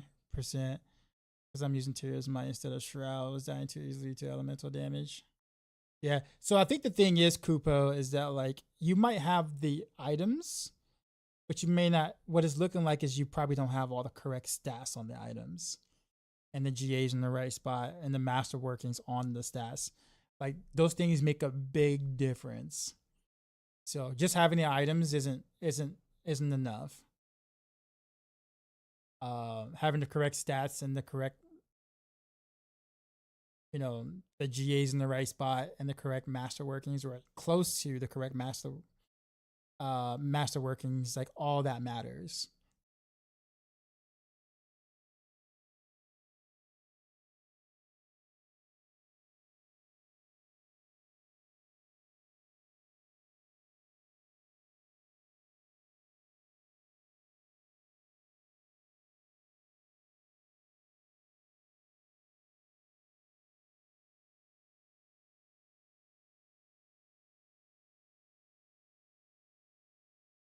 I put it this way. I'll give you a good example. That's like saying pick your favorite chef, and you're watching your favorite chef or whatever, or anyone that cooks well, and it's like, oh man, this person made this amazing steak dinner, right? Steak dinner with like some bomb mashed potatoes or something, and like a crazy green side of some sort, or just a mixture of things. And like you tasted it or like that, and it's like the most amazing thing, right? It's like the steak is seasoned just right, it's cooked just right, all those things. And then you yourself is like, you know what, I'm gonna make that. So you go to the store and you try to buy the same things. You buy you buy mashed potatoes, you buy steak, but it's just steak, right? And then you don't really get the seasonings or the right seasonings because it's just like, well, I got the steak and mashed potatoes and the whatchamacallit, it's gonna taste the same, right? It's like, no. You might have the necessary stuff, but it ain't gonna taste nowhere near like, like a true chef preparing all that, because it's the ingredients and all that stuff that makes it that good. You can have the same thing and have a really bad steak and terrible mashed potatoes and terrible green beans or like that, because it was either cooked wrong, or you didn't have the right ingredients, or the portion of the ingredients were a little bit messed up or wrong, or like or even the type of frying pan you use, searing pan you use, oven, all like all those things matter. So just simply having steak, mashed potatoes, and green beans isn't going to give you that same experience as a chef who's perfected the dish. You see what I'm saying? And that's kind of where you're at right now. It's probably the easiest way to really explain it. So just having the items isn't enough. You got to make sure everything else on the items and stuff and the aspects and all of that needs to actually still correlate with what you're doing. You're hungry now? Yeah, that's the best way I can describe it. So right now, that's kind of where you're at right now, Cooper. You got the right stuff. You got the food, right? You got the proper food, right? You're just may not be you're probably missing ingredients, important ingredients. You may not even have the right searing pan for your steak. You probably don't have a non-stick right now.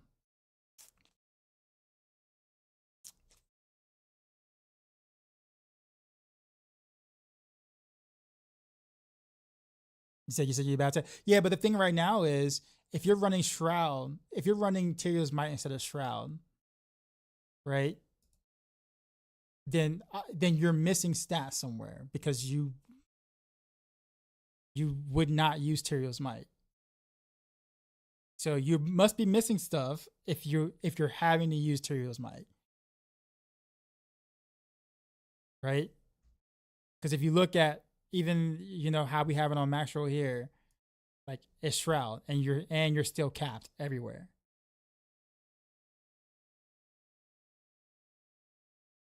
So without even having to look, I can already tell you don't have some of the right stats some places. Otherwise, you wouldn't need to use Tyrio's Might. Or you don't have the right GAs in certain spots, or the right Masterwork in certain spots. I'm not knocking you by any means. I'm just trying to tell you how important it is to get, the correct stuff on the items for you to do what you want to do.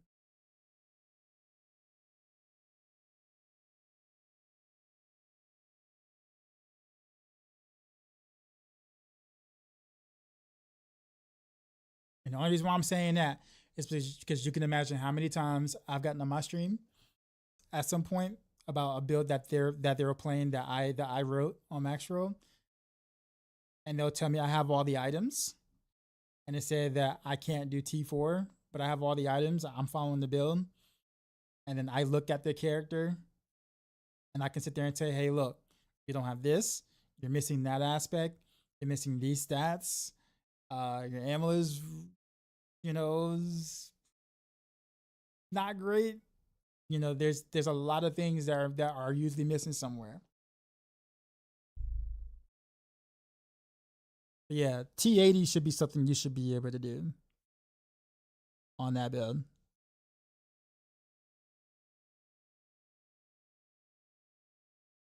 Okay, so I gotta get rid of Peaceful. You said Dan been a while since I seen you on or see you or any D4 content in general. Yeah, I took a week off to touch grass. I will say that that it was interesting. Put it that way. But yeah. And Shroud just gives you multiplicative damage to it and all the stats. You're gonna hit every legendary. Yeah, Shroud's a pretty big deal. I don't like it. I honestly don't like the fact that Shroud is as good as it is. But it kind of is what it is.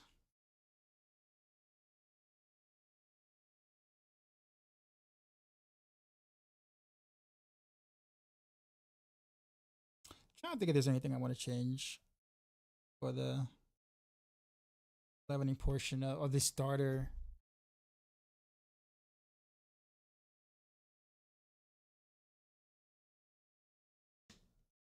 Technically speaking, you can play Heartseeker without Shard of Arathiel, but did I put that as a requirement? Probably did, didn't I?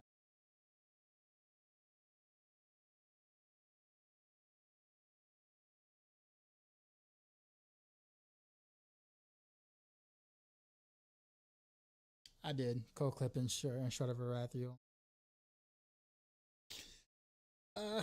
Technically, you can play it without.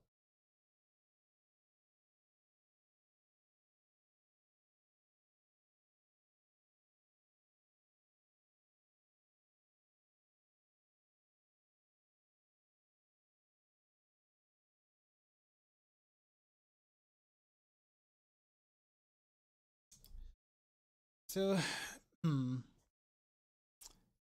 do I do that though? Since I'm gonna be doing a leveling Heartseeker build anyway. Do I go ahead and make a version without uniques at all? But then I have to kind of go combo points though.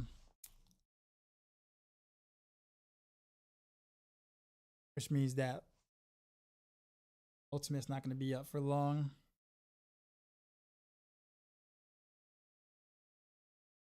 I feel cornered to using Shroud now. Yeah, I don't like Shroud.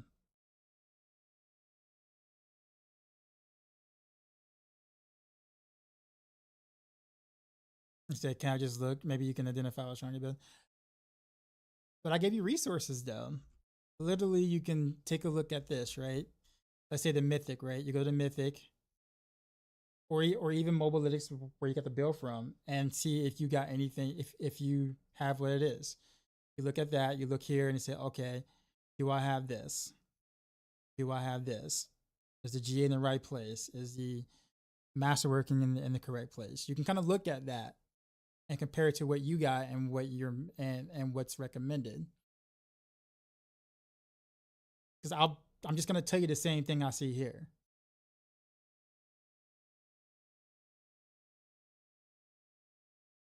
Like literally, I'm just gonna tell you the exact same thing. I come down here, I look at the boss powers, look at your boss powers.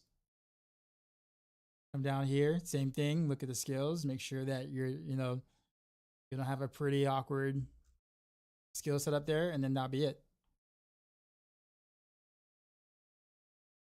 Maxroll was the yeah. Well, in that case, do the same thing with Mobalytics then.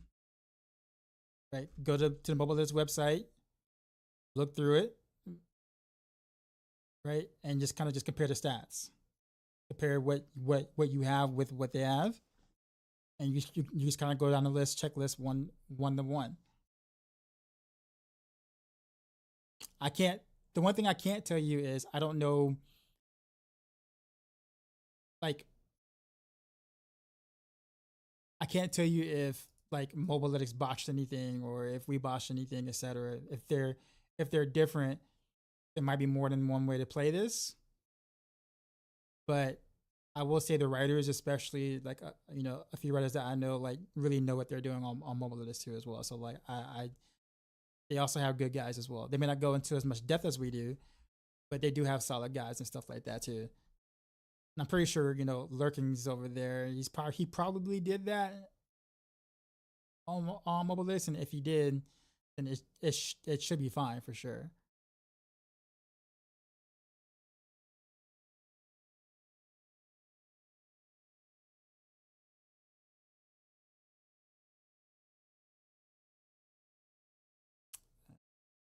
When they actually boot into the game.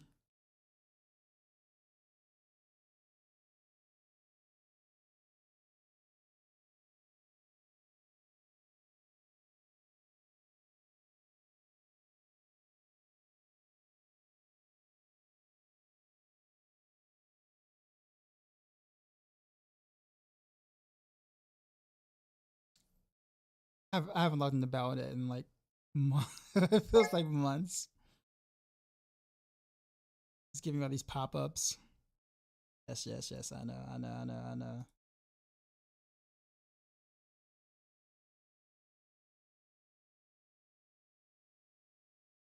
Like started Saber Shroud is probably the best Uber out there. Yeah.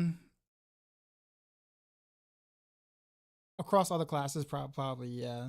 That's a fair take.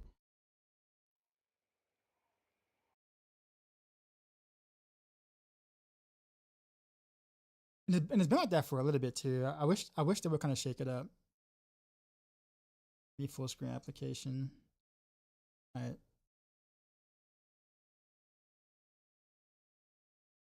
Strange. It's not pulling up D4 on the stream for some reason.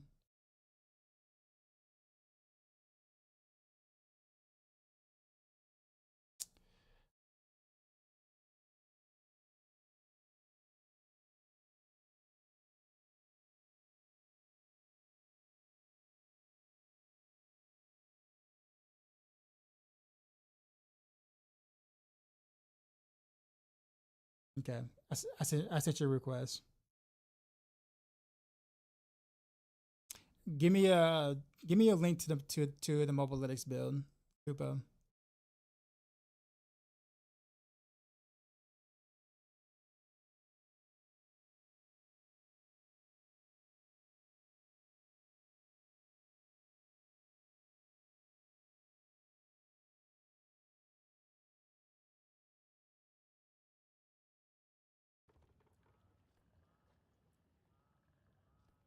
Okay, it's gonna pull it up. I'll wait for you. In the meantime, I will finish up this whatchamacallit.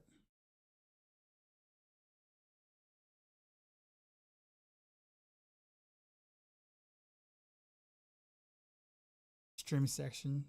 Streamception.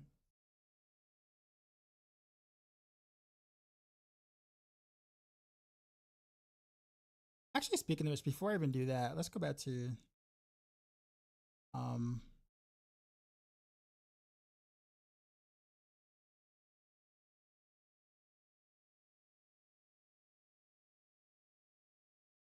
the ancestral real quick.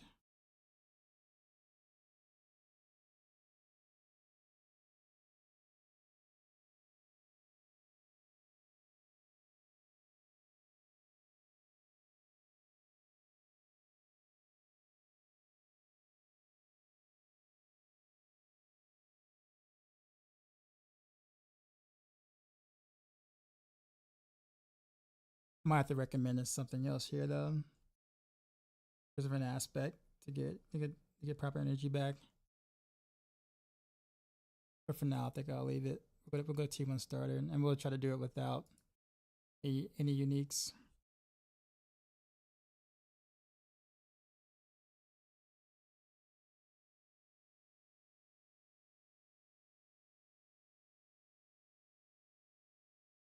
X. Movement speed.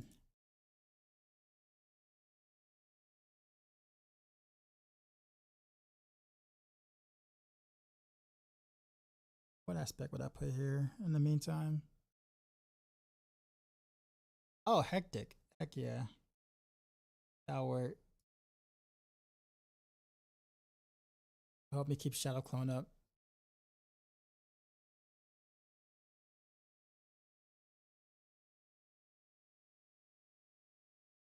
Yeah, actually, so this has been, I've been gone since like half of season 6. How's the duping situation? I don't really remember it really being a problem in season 7. It was in season 6. I don't remember it being an issue in season 7.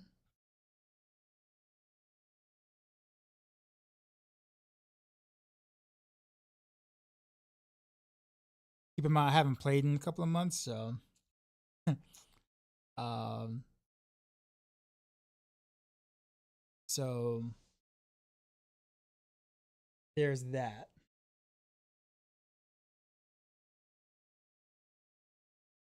If there was any duping, it might have been in the past couple of months that I haven't played, but I haven't heard of anything.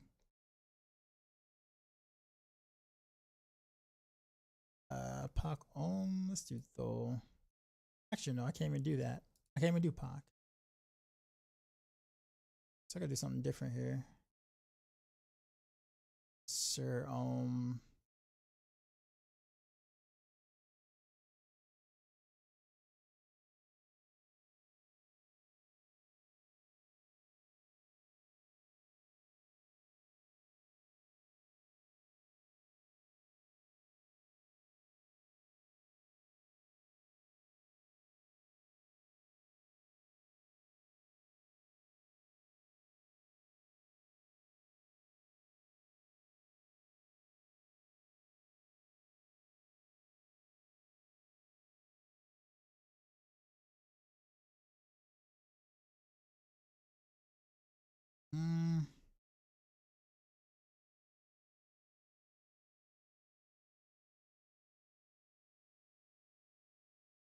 Pac is too far out.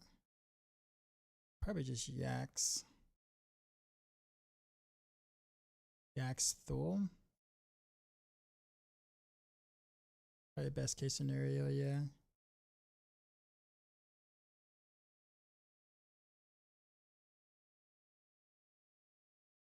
For me personally, you met a lot of dupers early. I wonder, like, they must have nicked that or nipped that really quickly because I didn't hear much about it. Then again, I really don't trade much. King of Strength, you said you seem experienced in Diablo. Would you say this game is paid to win compared to PoE 2? I love PoE 2 because of this issue.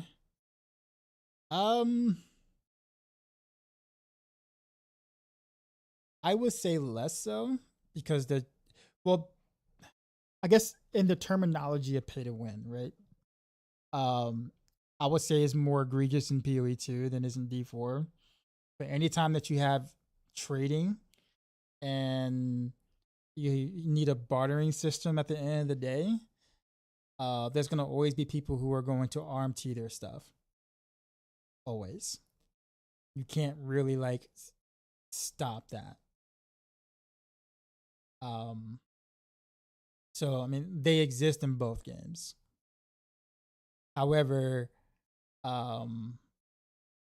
since gear is a bit easier to find in D4, it's not, you don't feel inclined to have to pay for all your gear to be able to do well or to play the content in Diablo 4. Path of Exile 2 can feel quite difficult to play quite a few builds without some like very specific gear. So I would kind of say that more so than anything. I think because the gear, like there's more complexity in PoE 2 and and it's harder to get things like the right things. You'll see more RMT there naturally, and you can trade everything. So everything except gold. Whereas in D4 you can't trade mythics and some stuff or whatever, but It doesn't mean that there is no RMT. It just means that there's less RMT, but RMT is definitely a thing in both games. But it all just depends on like how you're playing the game and what you're looking to get out of the game, right? So like that's kind of what I would think about. Sure that there's RMT, but it doesn't really affect me because I don't really do any pit pushing. So I'm not bothered by it. Should it be in the game? No. But like, does it really affect anything that I do? Not really. Although it does suck. It's just, you know what I mean? There were like leaderboards, like in-game leaderboards, not the third-party ones you see for pit, but like in-game leaderboards. And if I see people who RMT in the you know the actual leaderboards, then yeah, I'd have a much bigger problem at that point. Because then at that point, it's literal pay to win.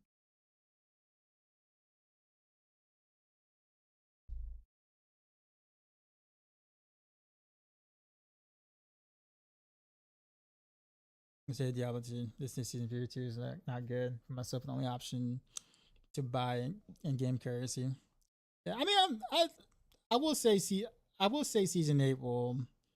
I mean, just like you would expect in any season, honestly, you'll probably get like a week or two, maybe about 2 weeks of fun out of it, before you kind of like start bashing your head against the wall about the same stuff that you kind of will always complain about in D4. Let's be honest, but I do think that there's enough there in season 8 to at least give you a couple of weeks of fun.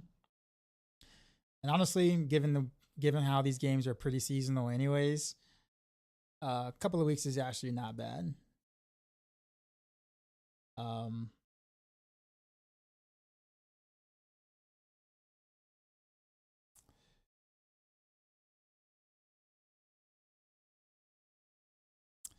let's see.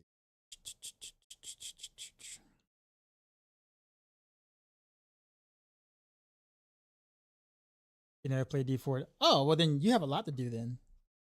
Yeah, okay, then there's a lot there. Yeah, okay, so you'll in your case, because you haven't played it before, you'll easily get about a month, at least month and a half ish out of it, because there's a lot to for any game. There's just a lot to take in because it's new to you or newish to you.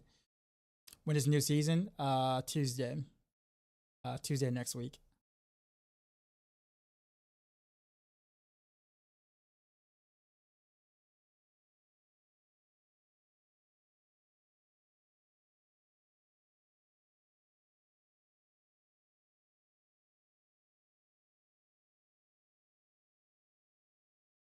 On code protection. I guess up here.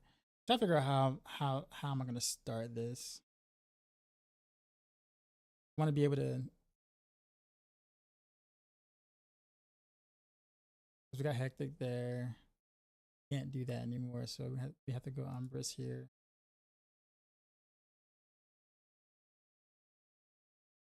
Can't believe I'm actually still on Heartseeker.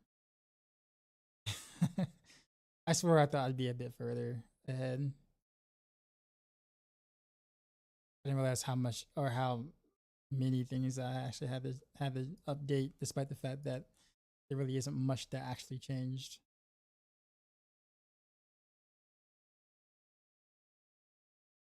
We got hectic. We can't run that, so we need to do.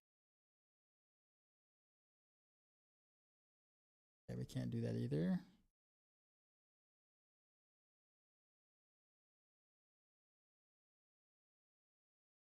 Actually, disobedience is actually kind of good. People don't have armor yet. Yeah, disobedience is actually quite good. But like that early on. Yeah, okay, we can do that.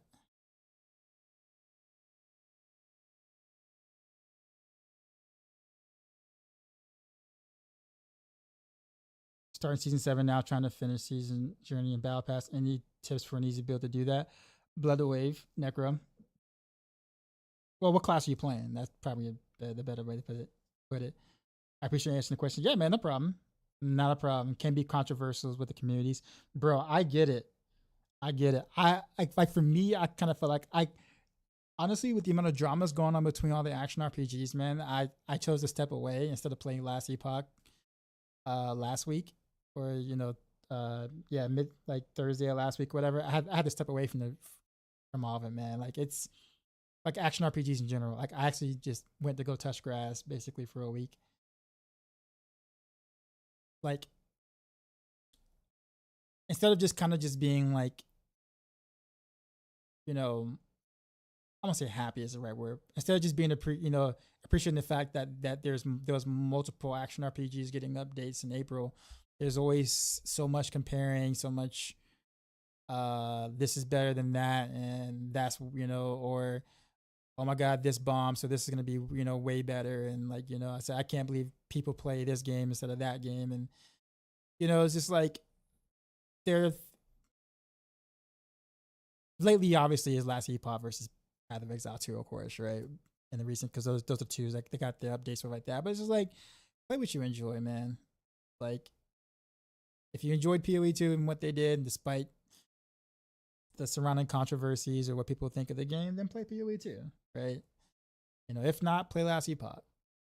If you enjoy that more than PoE 2, sure. Do you have to sit there and like go on Reddit and go on people's streams to sit there and like be toxic about it? No.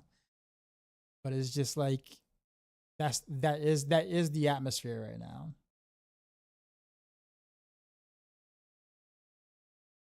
And I know, because I would jump around people's streams watching the content even if I wasn't playing it myself.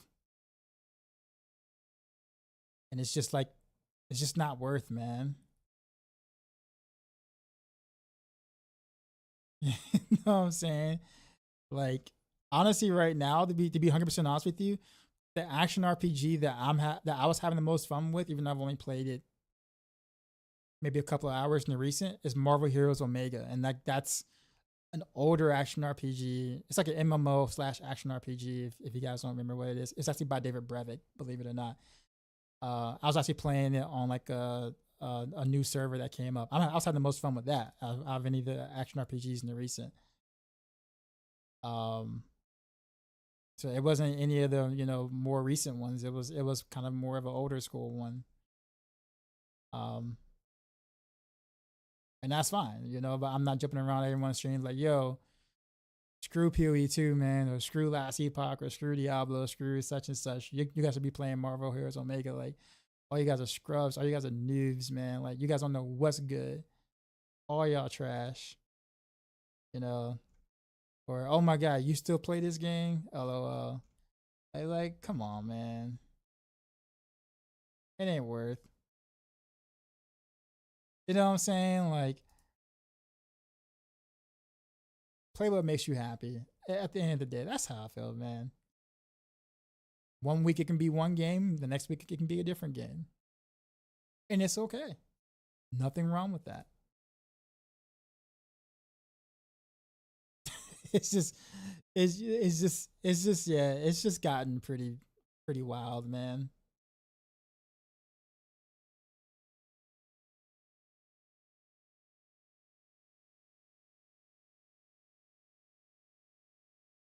So I mean, that's my take, I guess you could say. But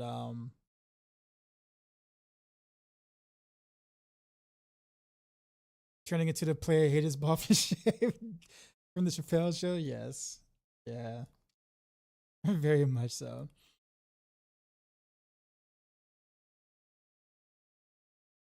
But y'all get what I'm saying, right? Like, I'm not saying anything too far fetched here.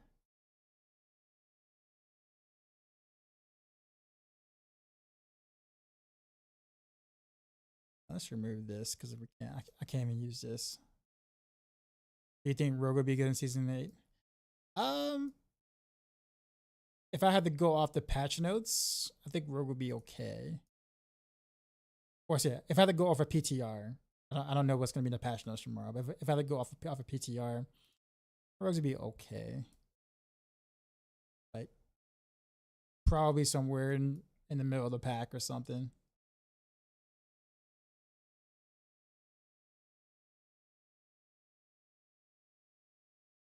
But when I say that though, just keep in mind that that's only relevant.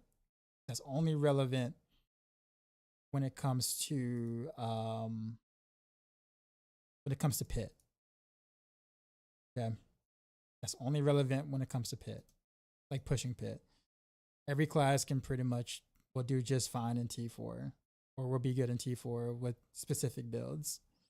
But if you're talking about pushing pit, which is basically failing 100 to 200 times, trying to fight one specific boss, then there is definitely discrepancies between the classes. But if you're not involved in that kind of content, then you have a lot more options. I think we're good here.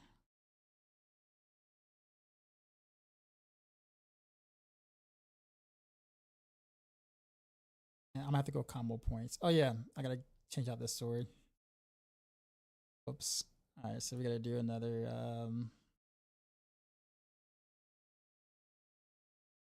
modifiers, dex.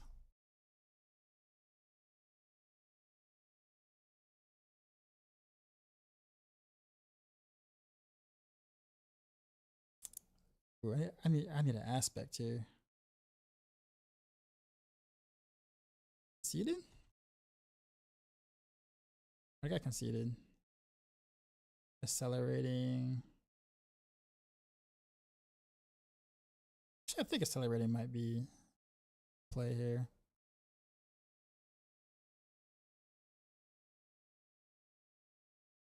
Yeah. Yeah, because I don't have much McCullough. So yes, accelerating is gonna be important. Maximum life.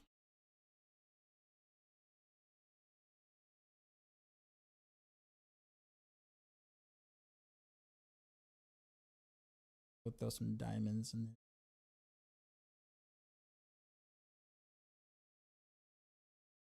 I definitely enjoy pit pushing, but I only really like rogue. I see. Winjay, what's going on, sir? BM Jaeger said, yeah, the game A sucks. Game B is the best. Takes her kind of lame. Yellow item. Oh no, I fixed it. Oh man. Like I said, I'm definitely not against the whole idea of like having an opinion, right? Like if you like something or dislike something, you want to express your opinion, that is totally fine. Nothing wrong with that at all whatsoever.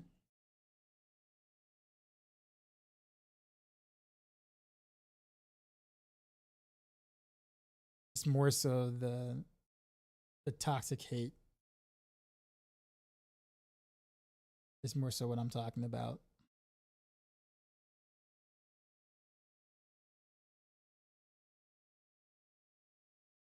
Let's see.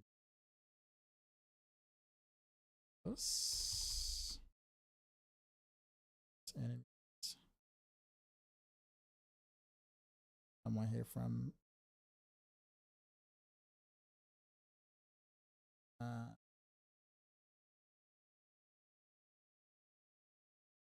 Chateau Clone. So you Shadow double damage, sure.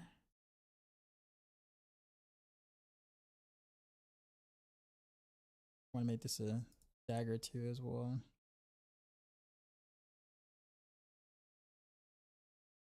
Oh man, what aspect was there? It was cold clip, right? Right. Yeah, it's cold clip. Okay, good. I spent like a while trying to figure out what in the world I just did. Dex. I also don't even know if crit damage is really the right modifier I should be having here. I gotta do the math on how strong the boss powers are gonna actually be. Most likely vulnerable damage is gonna make more sense. Maybe. We'll see. We'll see. I was gonna go potion farther since the nerf to boss power.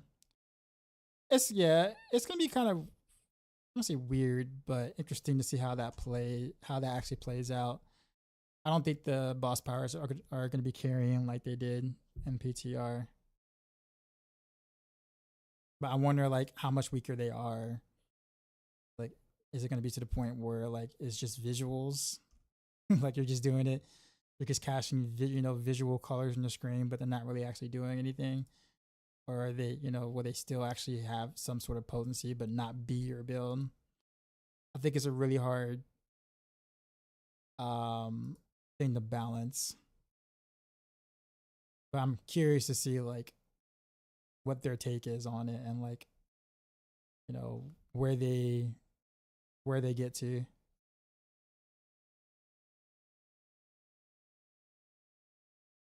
Okay, so from here, because I'm starting, we'll do Alex Talons. Flesh Ripper is still there. Sonorous Flames is still there. Beast Master Training is still there.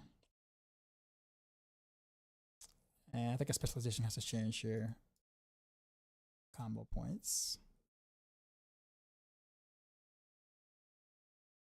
Alright, so this is literally the starter.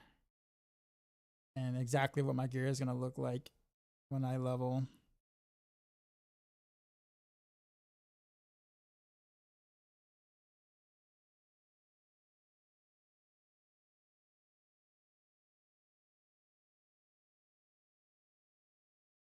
I guess we could do some more defense here, honestly. Yeah, I don't need disobedience here, so we can do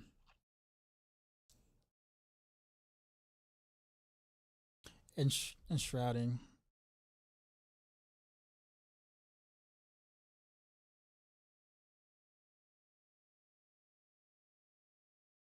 Yeah, okay, that works. And we'll hit the. I don't think the other planners are gonna take as long. Maybe Renovaros might. Actually, honestly, Barrage and Pinshot might, because I have to change them like kind of. I don't say completely, but they're gonna be a whole different key passive.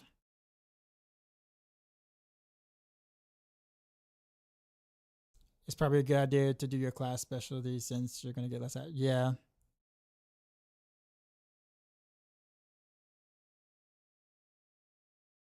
If they get story XP, then it's gonna be so hard to level. It, I don't know. Maybe. I haven't actually sat down to like figure that part out yet. I'm gonna be 100% honest. I haven't like figured out exactly how I'm gonna do that.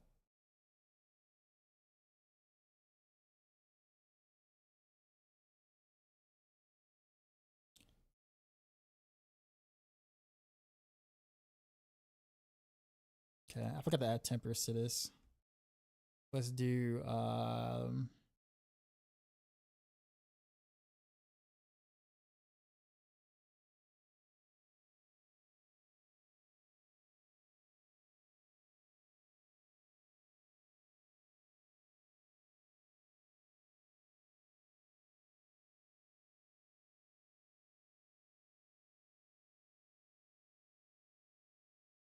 what was it? Movement speed and I guess barrier gen.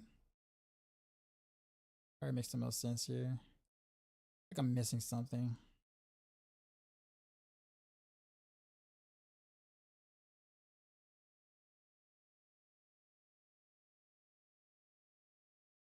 Oh, yeah. Okay. I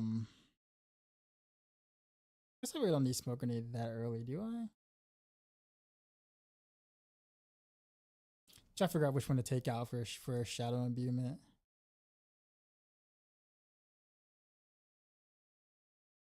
Probably smoke grenade.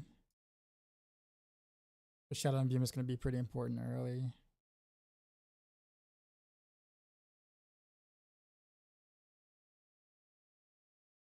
Yeah, because I don't need that. I'll do that.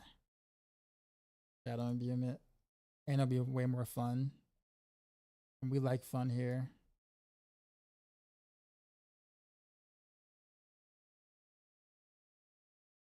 So gonna do the same thing. Hit the Grim Favors. Get a sigil. Do Nightmare Dungeons to level.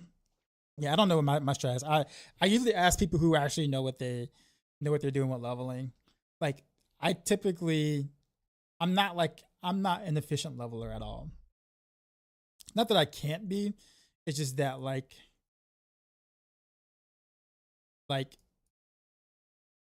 I personally find it a little less fun to kind of like play ultra efficient when it comes to leveling. I like to actually like stop and look at things and like try to get upgrades as I'm going along and spend just a little bit more time being like, oh, that's a little bit better than that one, even if I'm going to replace it 15 minutes later. So I can kind of get the action RPG vibe out of it a little bit. Not only that, but I also like the whole, piece of candy. Piece of candy type vibe.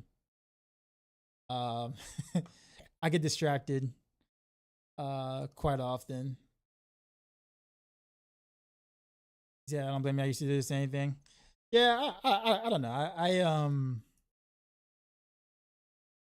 back at launch, I actually did love, like I was speed racing to 100. I think I was like in softcore, I was like rank 10. I was like number 10. I was the 10th person to get 100. And I think the second or third rogue worldwide, I think it was to reach level 100 in softcore. That was so like I did do the speed thing then, and leveling to 100 was long at the start. But when I look back at it, I can't really say I had too much fun. Like I wasn't not having fun, but I also wasn't really. I wasn't like truly enjoying the game. I don't know. It's kind of hard to explain.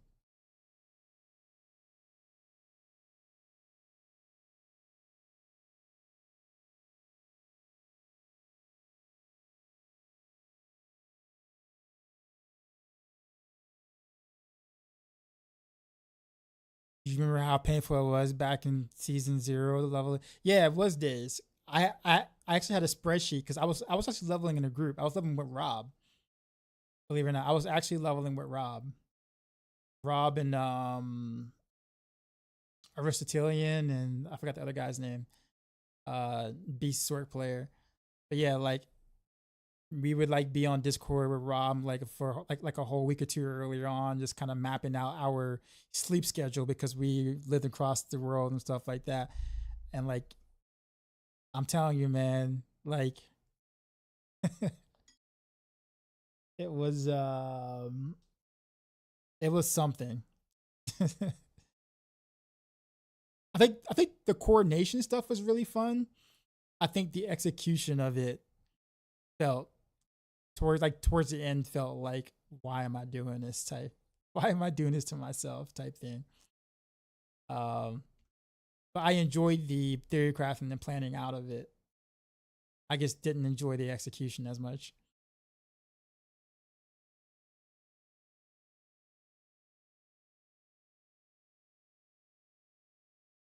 And again, like this is not throwing shade to those who like to ultra efficiently level. Don't get me wrong. I totally know why that's why you do it. You're not getting me wrong. I think at this point though, I think for me, um, I just like the stress free, go at my own pace, sort of type thing. And if I see something that I normally don't play and be like, or don't usually use, I'm like, hey, let me try that out and let me see what happened. Too late. I contacted all the speedrunners everywhere. Now they hate you. I would say I've had more fun kind of taking a semi blaster approach to leveling. I will say I can also interact with chat more too. That's another thing.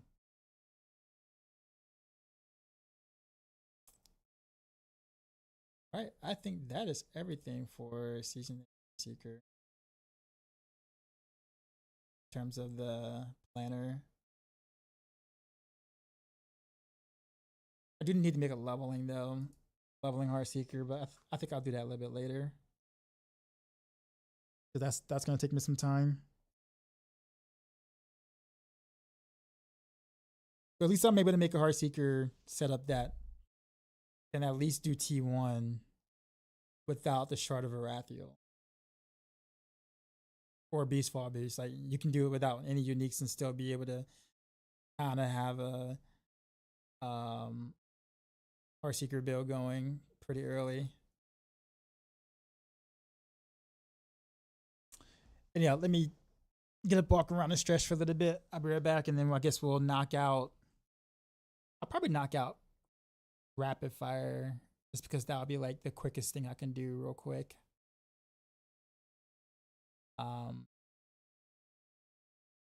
Maybe run over else.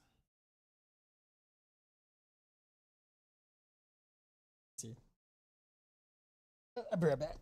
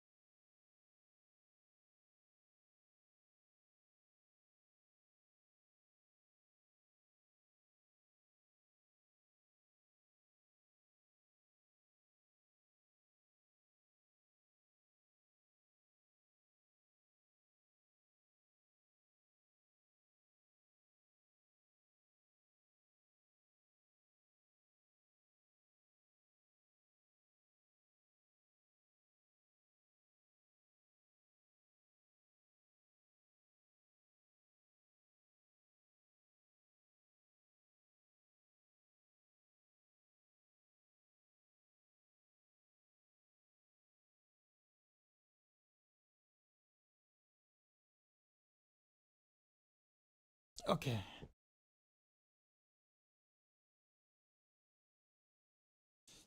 You know what? You guys haven't commented on my hat change. I haven't seen a single person be like, "Yo, that's not the Kango he normally wears." Now, if you were on my stream last Wednesday, you saw this. But if you weren't, which I would say most of you guys weren't at the time, you ain't noticed my the hat change.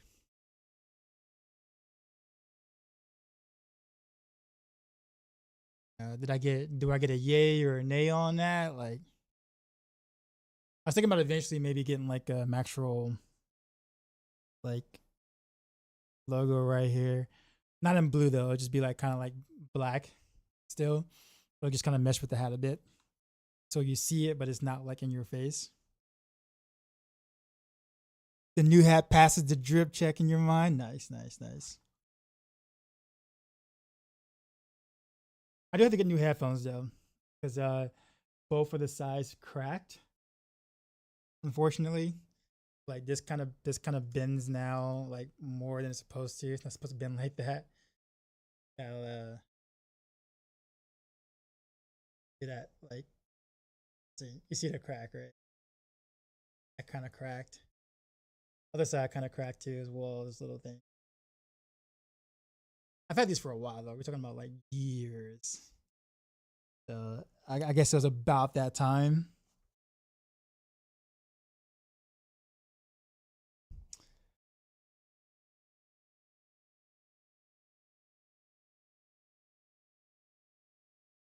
Okay, so we did that. It's time to go to. Well, I guess we can do render rails. Let's do render rails. Let me give you guys something fun to look at. Because I don't think anyone cares about the pin shot barrage or rapid fire probably at the moment. So let's take random arrows.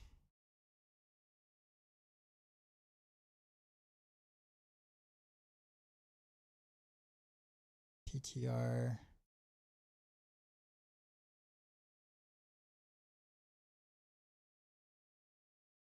Save this as SAROA.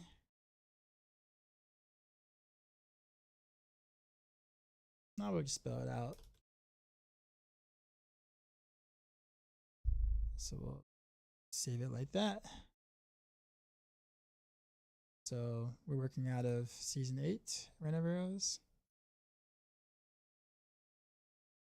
Could maybe glue them to fix the crack if it's worth it anyways. Not this one. I guess I could glue them.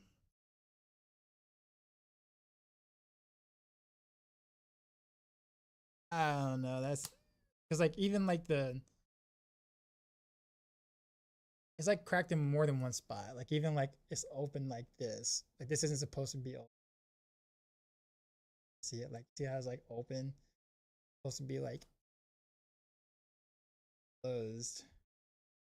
I probably messed it up a little bit.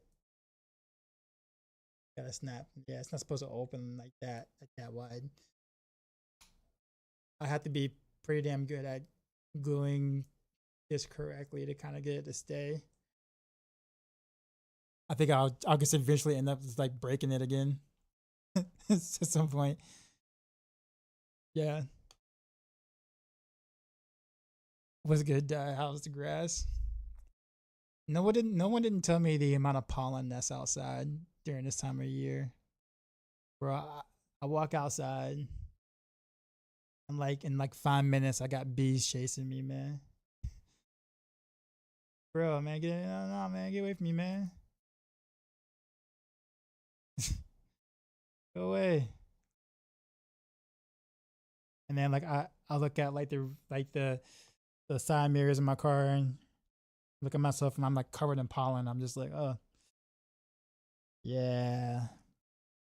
It's like really bad this year though. Like it's like pollen is always pretty bad around where I live at this time of year, but like this year, I don't know. I don't know what's up, man. But it has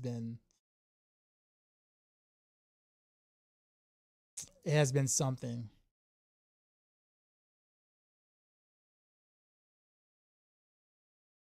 Okay, so the hard part with Rain of Arrows is going to be how the hell am I going to start this? How do I go and do this starter? I mean, I guess it just depends on how difficult it will be to get the boss power necessary to make this work. Because you have to have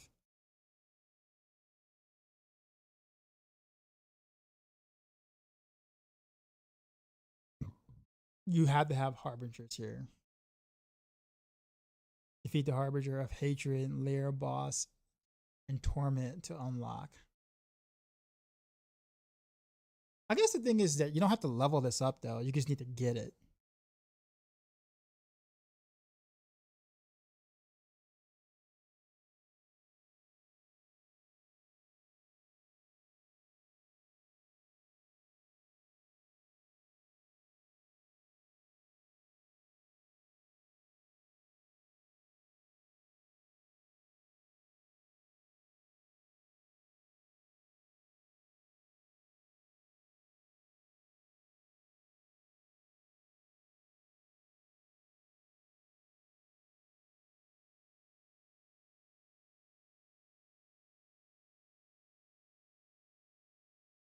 So get the T1 and kill that boss, and then you can do the build.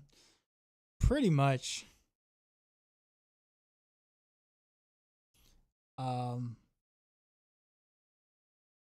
Because either that or you're gonna have to literally get the Beastfall boots. Which means that you have to kill Beast and Nice anyways. A bunch. Yeah, it'd be, you know, I won't say a bunch, but you know. I guess you still also would need the whatchamacallit to be able to do it correctly.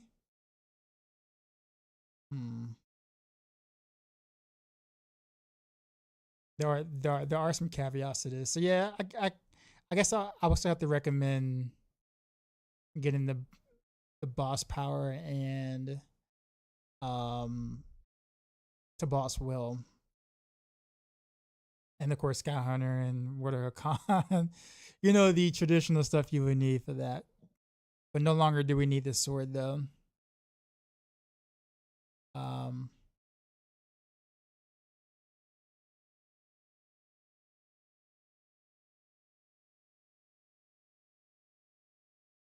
Damage, so Dex. Damage.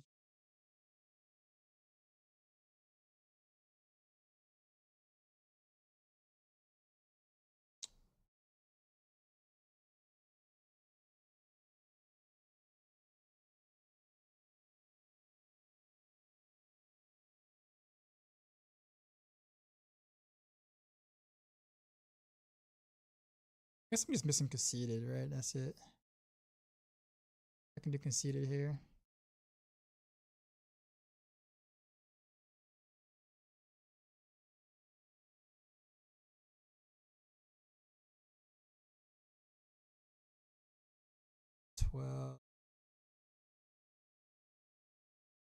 Maximum life.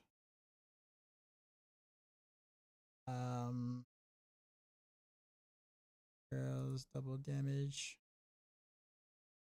Straight damage. So yeah, we no longer temper damage to distance anymore.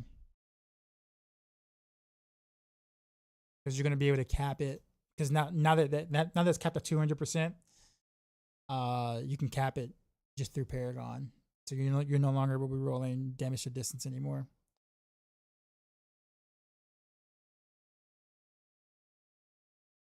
So that is one of the bigger gear changes here.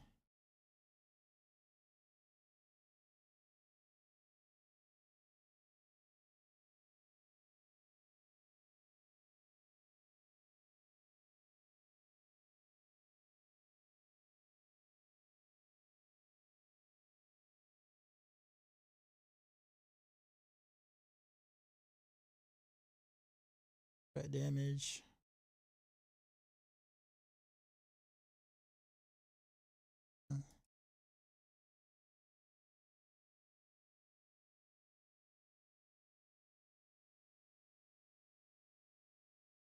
And then we can actually go straight ultimate damage here.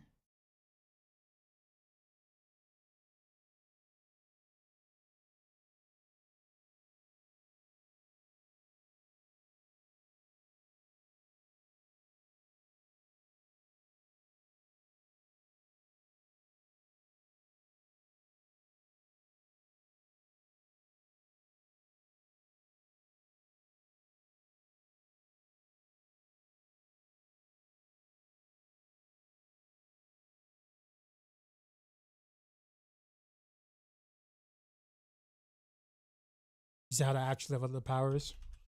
I don't want to say kind of like the boss, kind of like the witchcraft powers. It's kind of closer to season 2, season 3 ish. You just kind of click on them for the most part. It's a little more intricate than that, but it's really easy. Wait, why do I do attack speed here?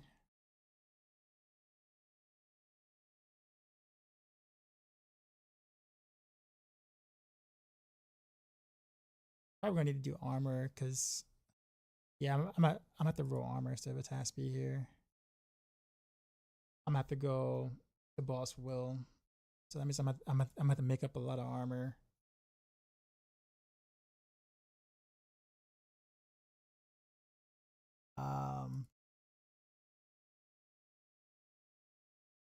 Definitely armor here.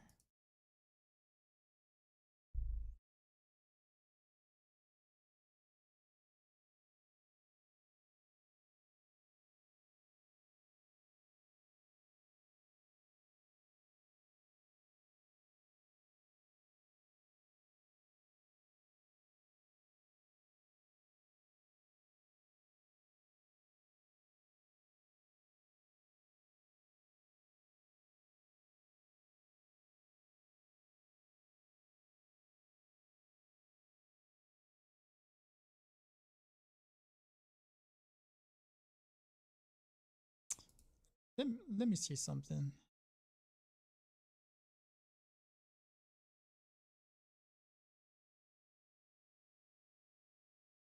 Maximum 30.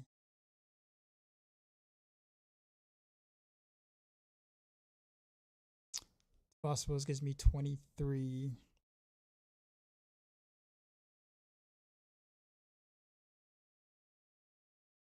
So I probably will want to try to get like a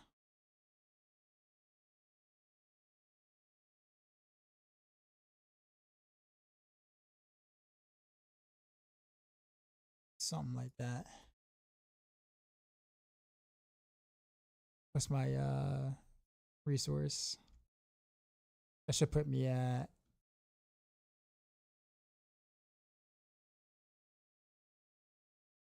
127. The elixir is 25.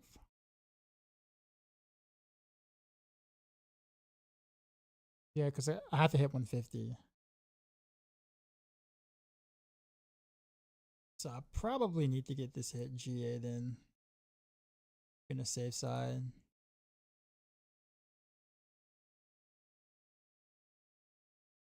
Yeah, I think GA is gonna be less necessary.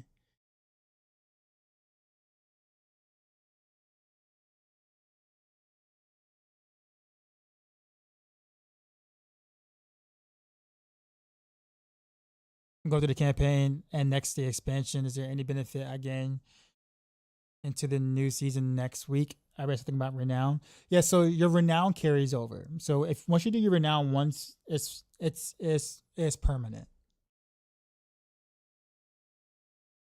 So you definitely want to go ahead and get your renown out the way because that gives you extra paragon points, extra skill points, and just a little bit of stat bonuses and stuff. Like it's kind of annoying to do. More so the statues. I think the other parts of renowns is fine, but like getting the statues for the first time is just can be tedious.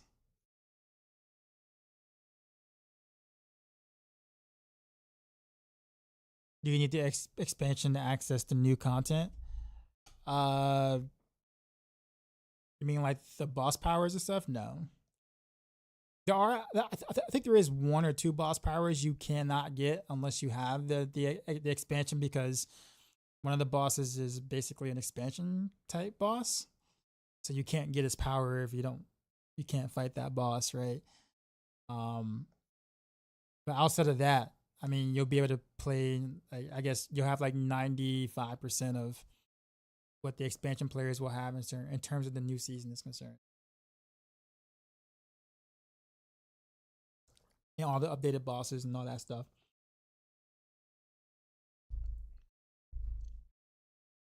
So I would say no, the new expansion is not necessary unless there is that one specific boss power you want to play with or something that you can't without it, which I doubt that will be the case. But so to boss will, we get some really nice damage reduction. We are unstoppable because we running concealment.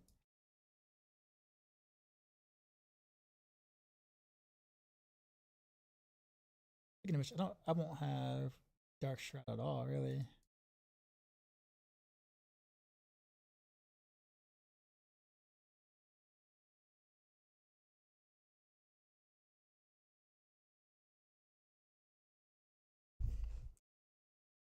Okay, so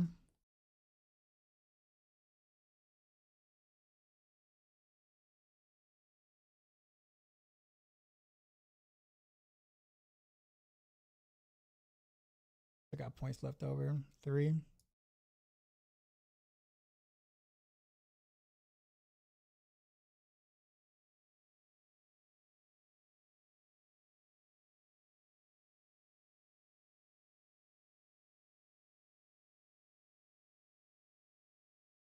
And it, yeah, that's right.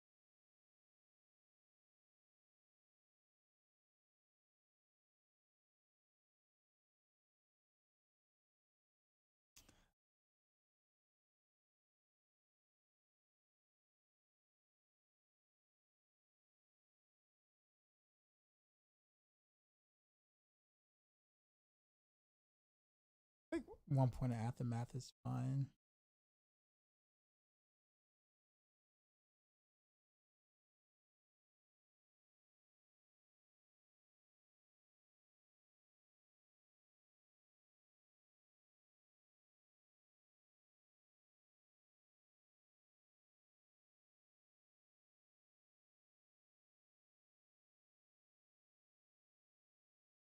I'll just put it there for now. I'll come back, revisit it, but I think that's fine for now. I can't justify spending it anywhere else.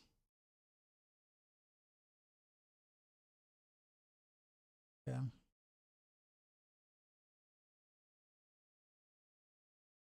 So most things have changed here.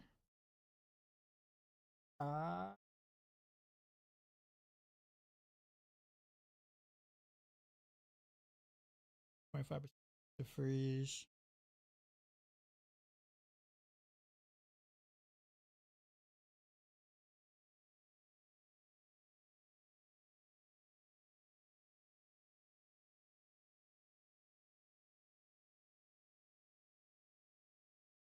Let's change out the skull.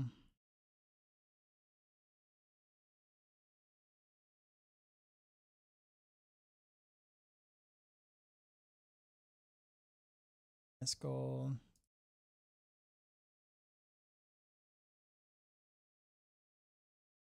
Diamond. There we go.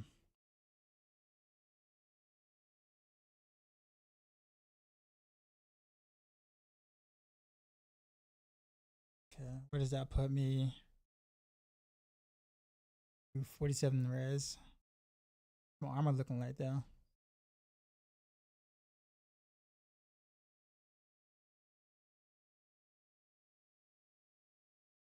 Okay, right at 1,000.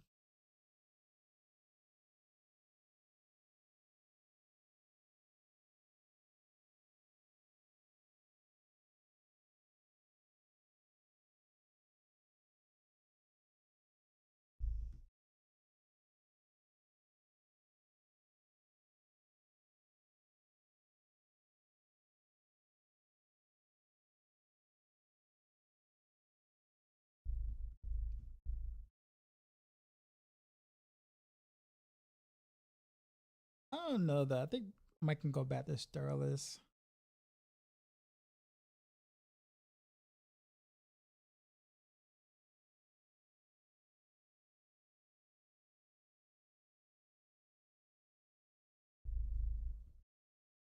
Well, even if I did, I'll still give me the same res anyway. I have res on both.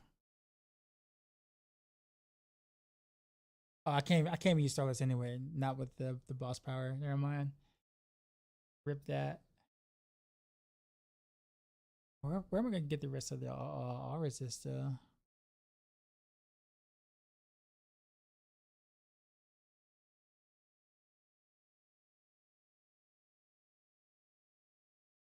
Not being able to have the pants kind of hurts.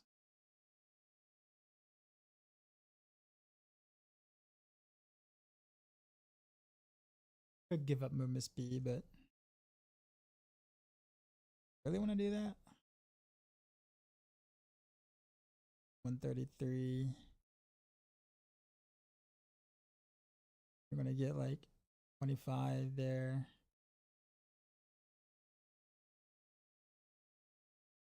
Actually, I can't even have movement speed per Dark Truck, so I'm not even gonna have Dark. I think a regular.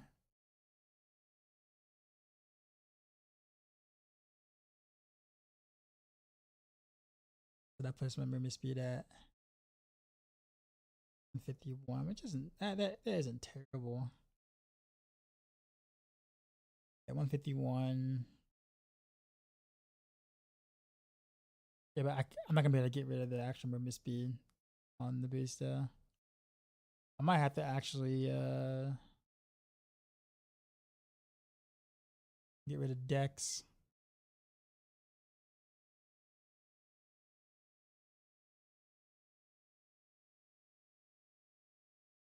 You know, let's see what we got. What we got for Paragon.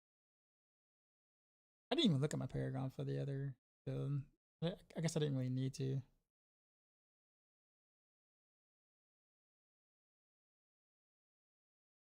I don't think there's any other like.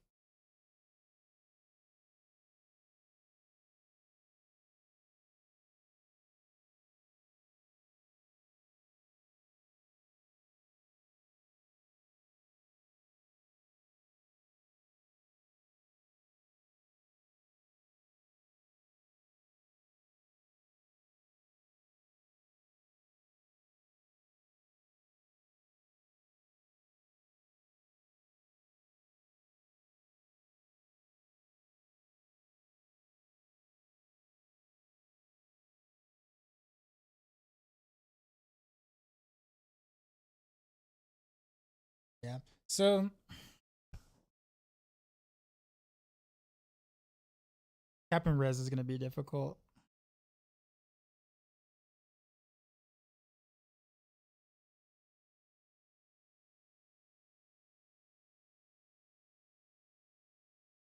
I'm gonna have to like get rid of Dex here.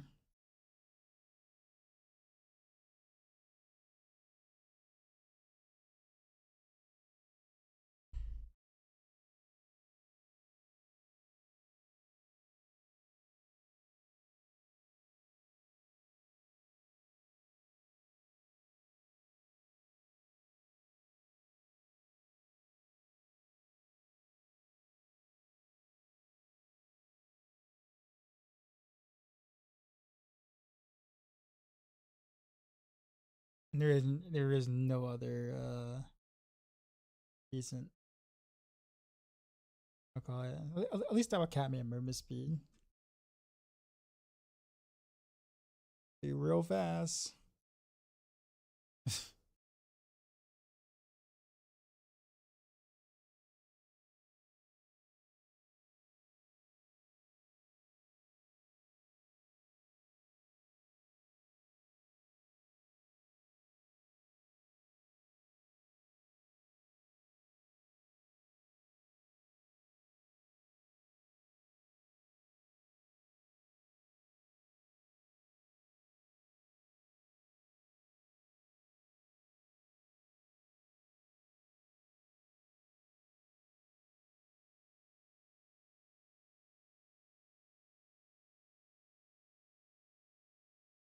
But the thing about it is that I don't want to barely cap because then people are gonna have issues capping.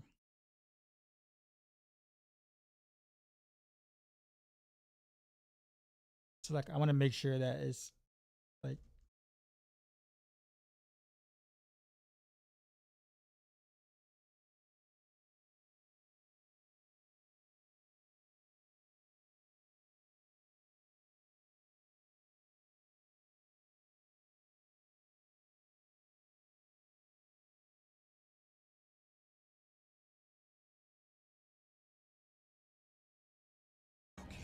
I guess this works. And now I'll just explain it in the guide what to do. Sorry, what's going on? Appreciate the sub 4 months in a row. What a baller.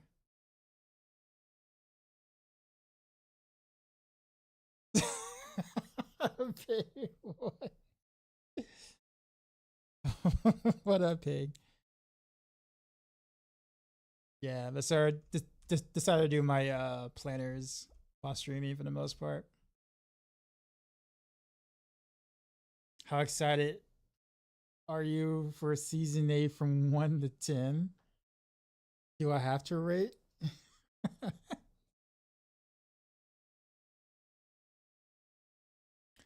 I mean,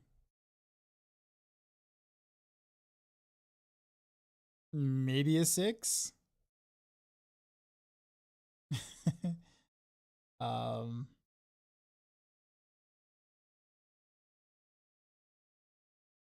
maybe a 6. Yeah. Slightly above mid.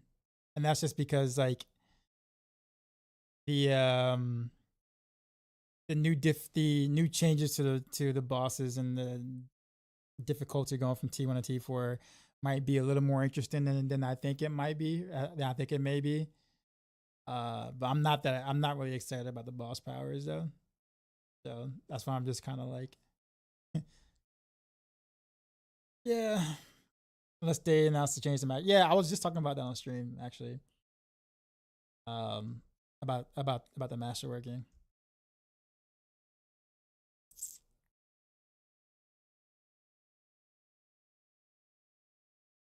But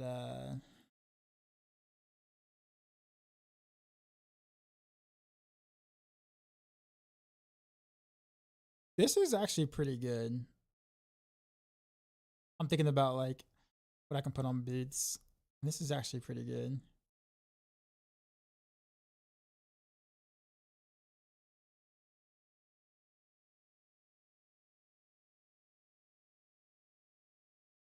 This gives me a way to be able to get another healing get healing potions like in the higher tier pits or whatever pretty easily. Also, I guess ghost walkers would actually be pretty decent too. Honestly, I can just run through things. This gives me movement speed actually.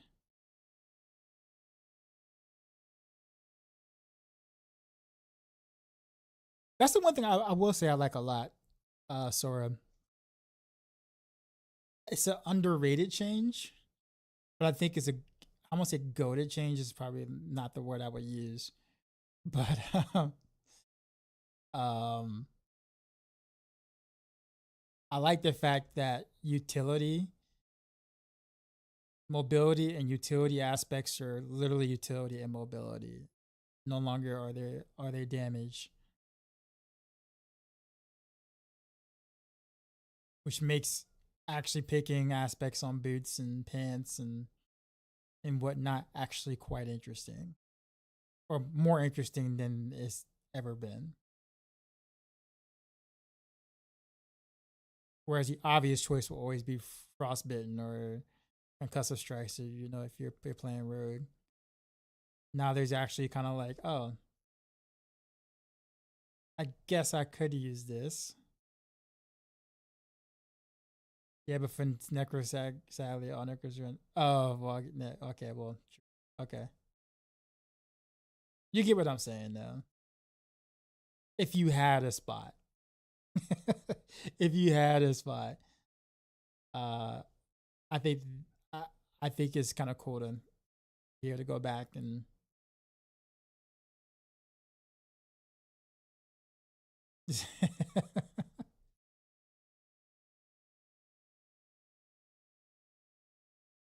so there's that. Speaking of which, since I did that, then I guess I can't do this then, right? Thing is, like, can we go back to discussing the hat though? What happened to the Kangol? Nothing. I saw this hat on sale and I was like, hey, cool hat. And I bought it.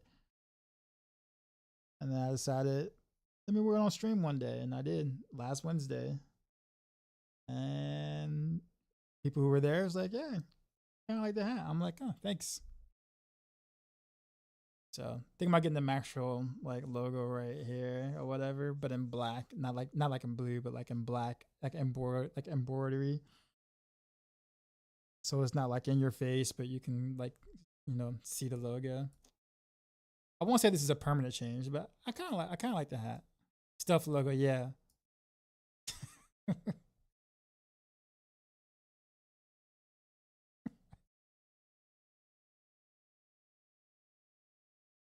I'm still laughing at Pig.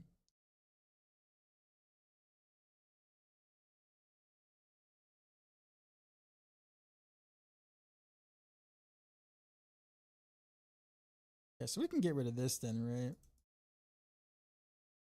And we can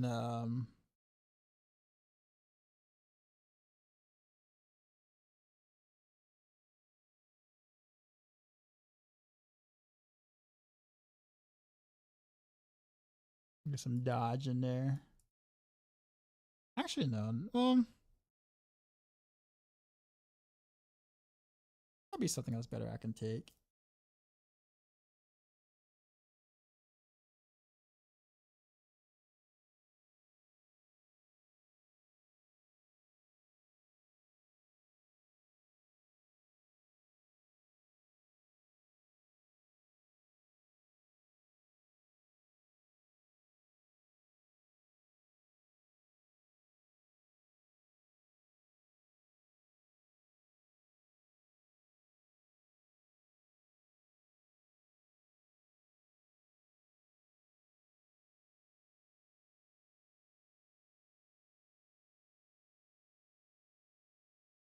I would do that. That makes a lot more sense.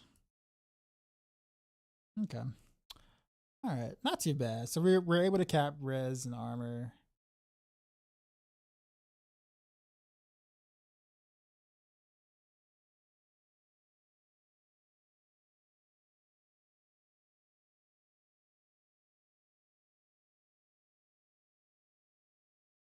Actually, you know what? I wonder if I can.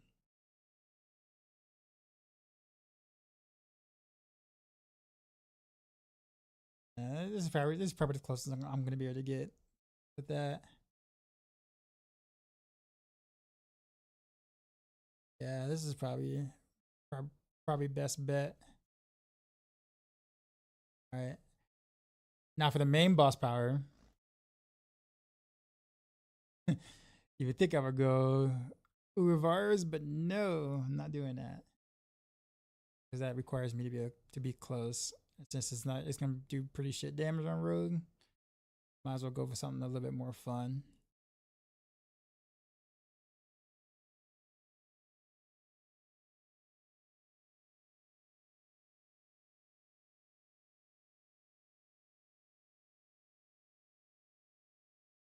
Sora, are you there still?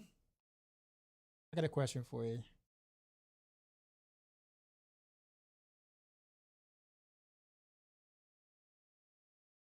So the Avarice explosive ore, the main, where does the ore actually spawn?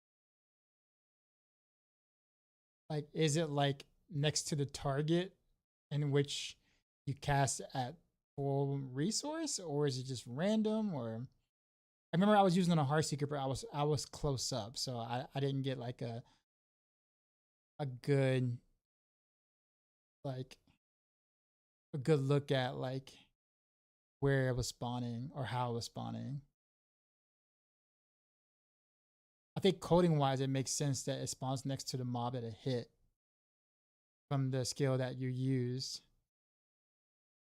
Like coding wise, I think it makes sense for whatever was the primary resource, the skill that proc the SS primary resource, whatever mob it hit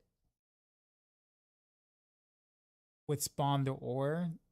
From a coding perspective, that makes sense. But I don't know. I don't like actually know. But honestly, out of all the ones I can pick for this is probably the most interesting one. Because Rain of Arrows move slow anyways. So like the whole 2.5 seconds for it to explode will probably explode by the time that the other Rain of Arrow actually hits or whatever. So it's like it actually kind of works out in terms of the, you know, delay damage, I guess. Everything else just doesn't really do anything.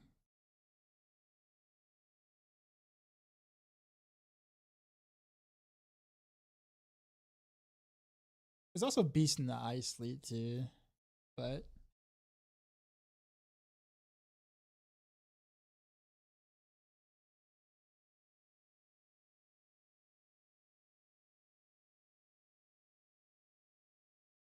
just for the ultimate core. So you see, that's the issue though. Like this thing is so useless for me.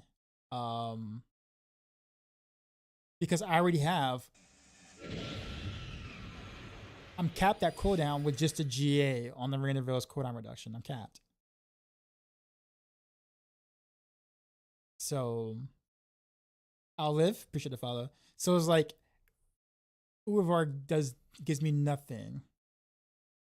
Literally, like it was great before because I was able to spam Rain of Arrows with the 5 second, 5 seconds off your ult. Yeah, like I was able to spam Rain of Arrows. Like that's why they changed it. They probably saw what I was.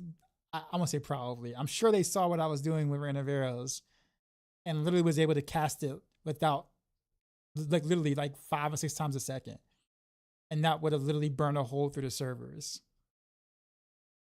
But they changed the 5 second thing to something else. But the problem is that cooldown reduction is like it's baked into the your normal cooldown. So like if you're capped, you don't get to use it basically. And I'm automatically capped. So I guess for rogues that is. I can't speak for other classes, but it's like I wish they would have given it a better power. Or not better power, but like a better perk, in my opinion. Let us be cool.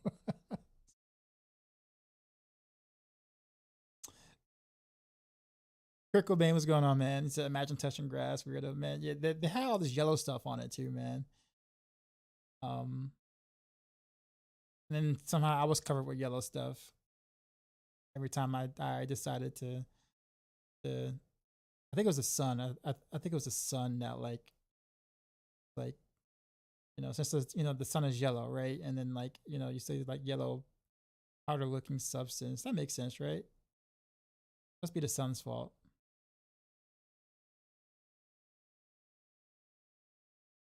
Yeah, I don't know what the like.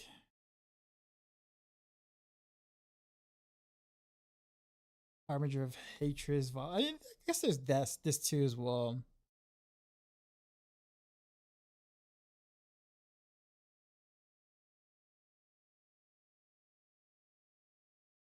Oh no, I can't even use that because that has to be a sub.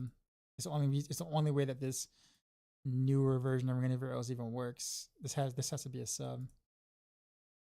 Yeah, so basically, yeah, I'm Uvar, and I think Averse is probably gonna be like the cool thing to use. Beast Nice might be more effective in terms of like stagger, probably. But it's gonna be way less cool to use. Maybe I'll say that for like pit pushing or something. And people actually really, really care about that stuff. That stuff's not gonna live anyway. for that to really matter.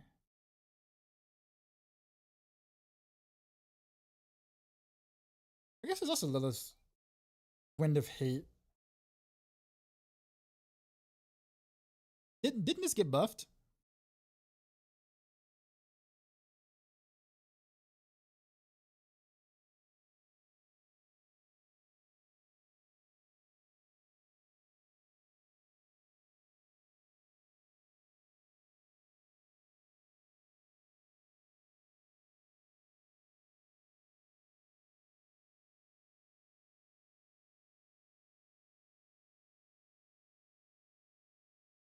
Yeah.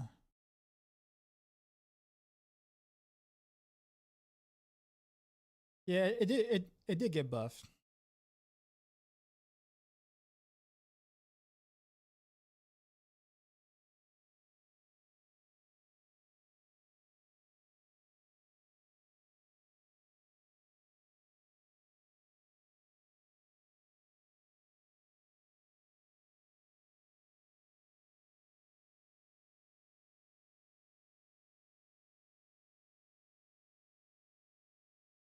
Enemies take yeah 60 up to 300. Yeah, they did buff that.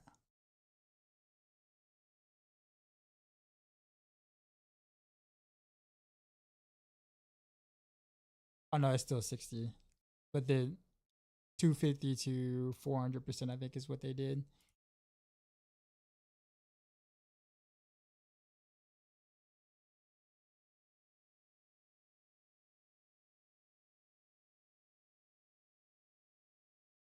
Yeah, I don't know. I mean, that's pretty much it.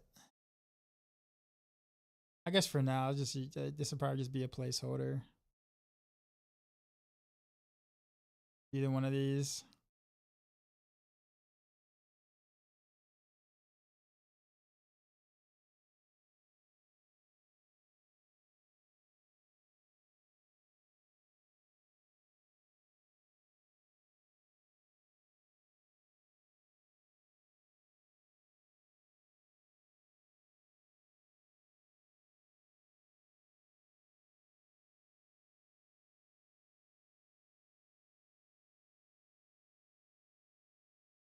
Let's just put that there.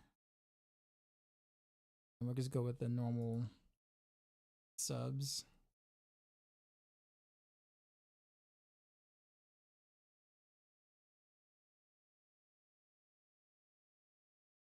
Easy enough.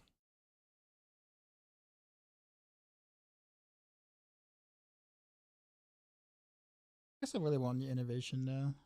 What would I rather put here? Everything's cooldown reduction and resource.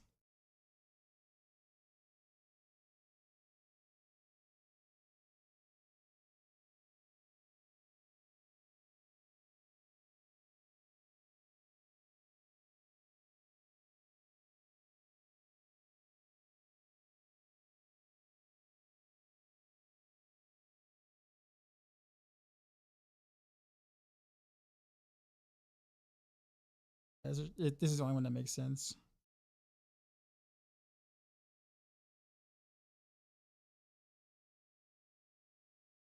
I guess that is mostly it.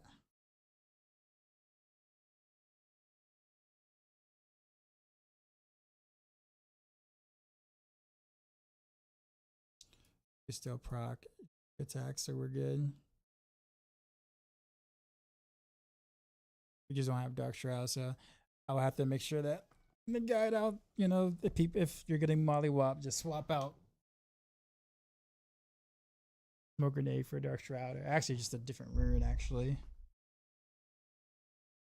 And take out Ohm for Dark Shroud. For Mott.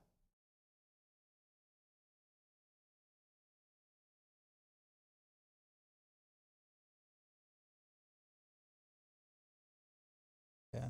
Well, I guess that's the mythic version now.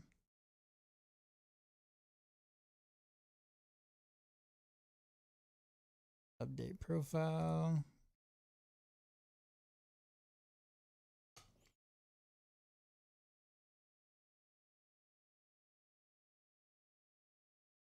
Easy enough. How far are you though, Sarah, in your stuff? I got 10 guys. I got 10 guys. I have 8 guides to do, but I have 2 new ones that I'm writing for season 8.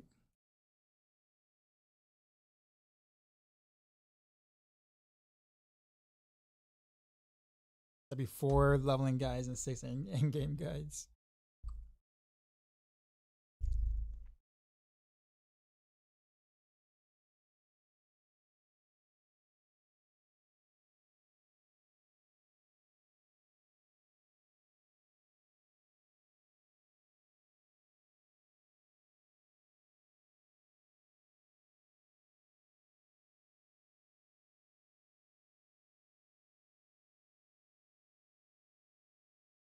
Is that typical or if am I an overachiever? Honestly, I think I actually might have the most. um I might have the most.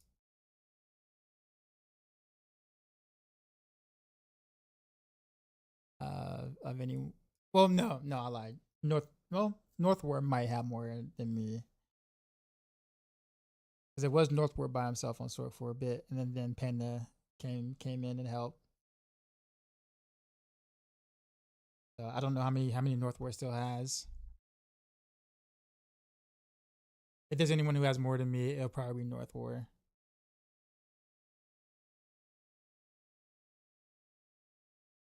So to answer your question, no, it's not a typical load.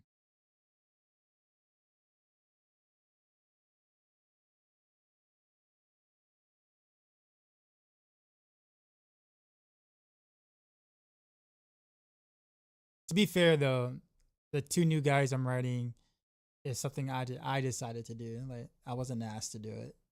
I just thought it would be nice to have because they're like really cool builds that are effective. They won't be meta, but they'll still be really effective.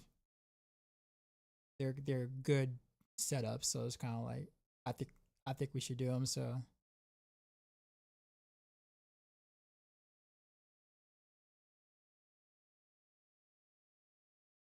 I put that on myself basically. The season's in like 6 days. Yep. On Tuesday. Tomorrow's a campfire chat.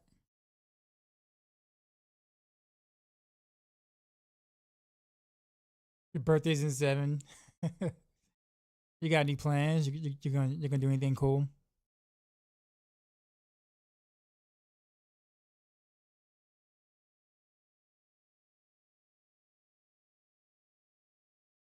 I feel so awkward not having decks on boots, but I can't cap any other way, and I have to boss Will here. And Beastfall is just worse in every way imaginable.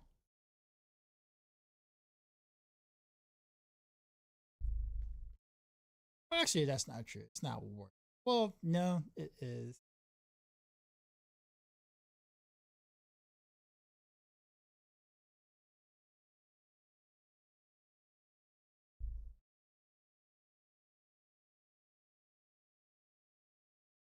I will say that the damage reduction while unstoppable is gonna be hella nice though. That makes up for not having like a.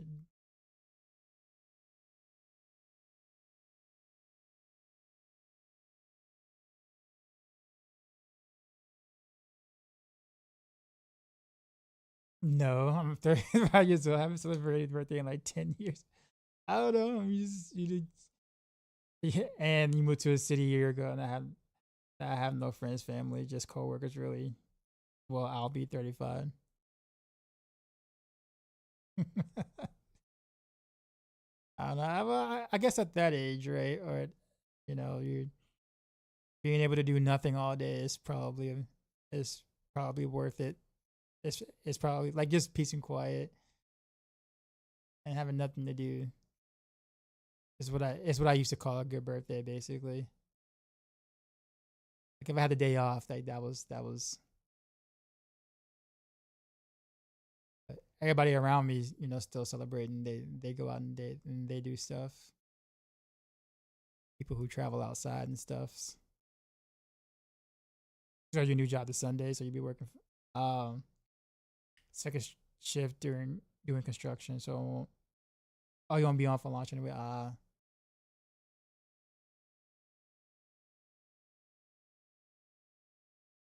Gearing up for a new season. Well, I'm doing planners for the new season. Now that I know what the changes to the boss powers are, I was kind of like, all right, well, you know, let's do the thing.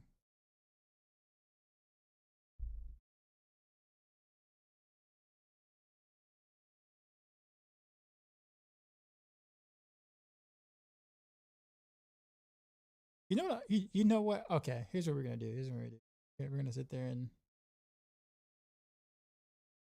got this whole.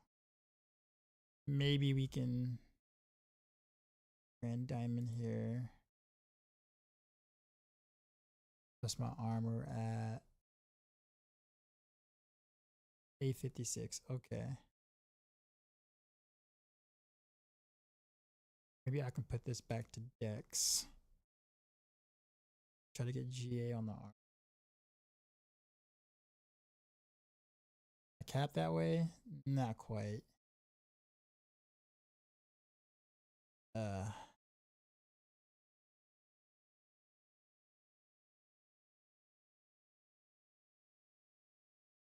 Actually, or can I do it the other way around?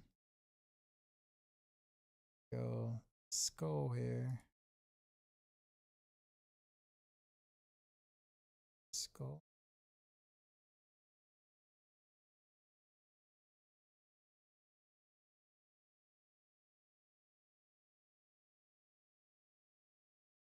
Res instead of armor. Here on the res.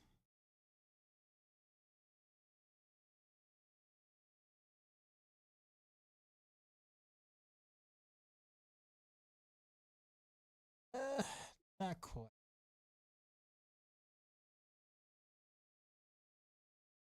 Not quite.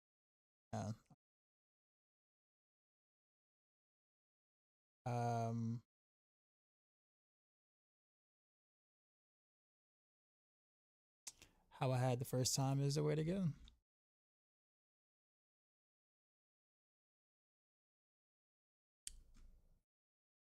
Diamond.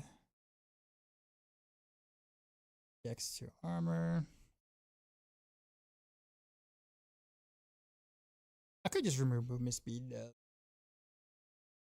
People are gonna hate me slow until they have the proper movement speed. They're gonna hate me.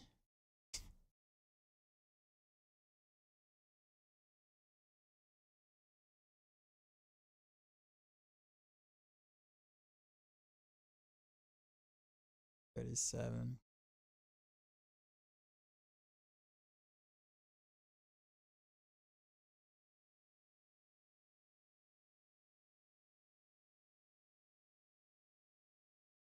That's good enough. All right, we'll just keep it that way. It's the first time they didn't destroy all old characters, so I finally be able to play a ton of rounds. No, they didn't. Well, some. Well, I'm gonna say, yeah, you can. Some aspects no longer work in certain slots, but outside of that, no, they didn't. They didn't. Did you play the PTR stuff at all? I did a little bit. I spent, yeah, I did do quite a bit of PTR. But they also changed like some boss power stuff like a couple of days ago, so that's why I'm not knowing what I know now versus then. I was kind of waiting on like the patch after the campfire to really know exactly what to really do. But now it's looking like we don't really build around the boss powers, at least for most builds, like it was in PTR, and that definitely changes things when it comes to Rogue. In terms of how you build. So that's why I kind of waited a little bit. I was like, all right, well, now that we know that, now do the other thing.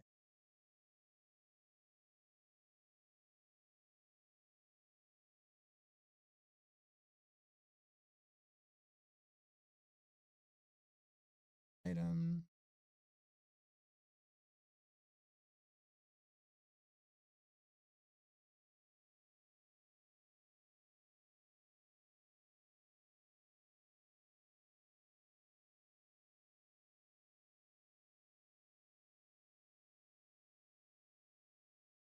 Oh yeah, gear isn't getting totally changed. No, it's not.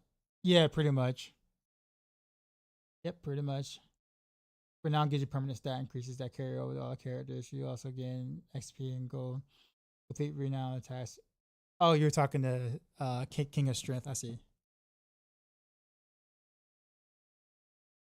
What up? What up, Andrew?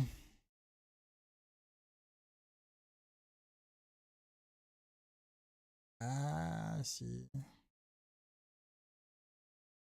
Oh, that's right. I gotta redo all the things.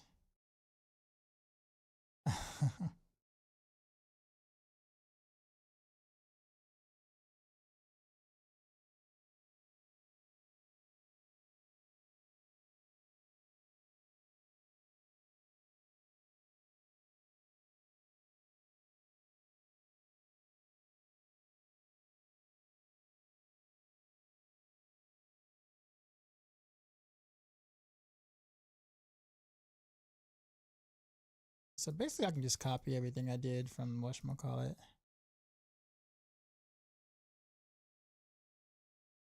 Mythic. Marksman. So change item mythic. Marksman. Which one is this? This is Behemoth. Okay, so Behemoth. Mythics. This one's Vengeful.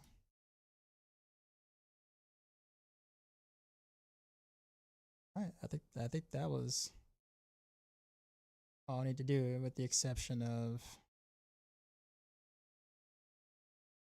actually now I'm over cap. Now that I have the chess piece here. But I don't know if I really want to change like the boost just just because of a mythic.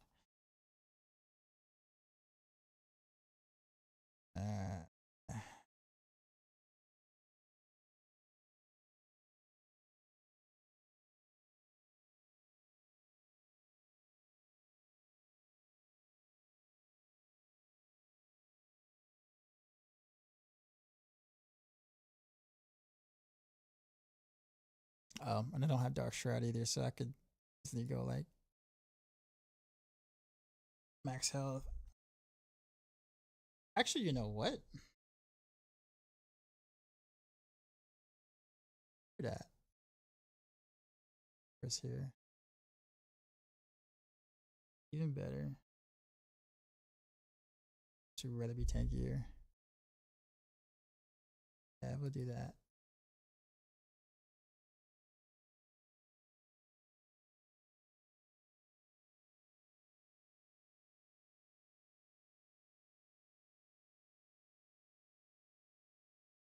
Oh, song. Oh, sorry. I've yet to program that in. This song right here.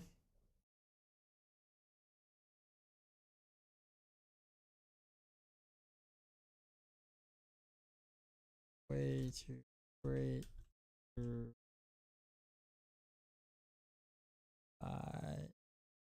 Wolf. There you go. Yeah, I'll get that. I'll get that going at some point. I'm slowly, not becoming a boomer when it comes to stream tech.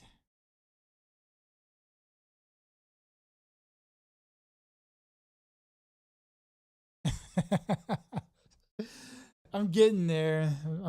I'm learning. That is next on the list though. I'm gonna figure out how to do that Spotify thing.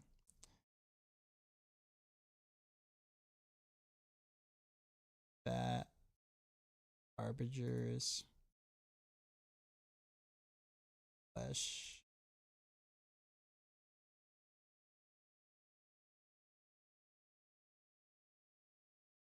Yeah, basically the ancestral and mythic version is the exact same. You just change up the chest. Literally, that's it. Although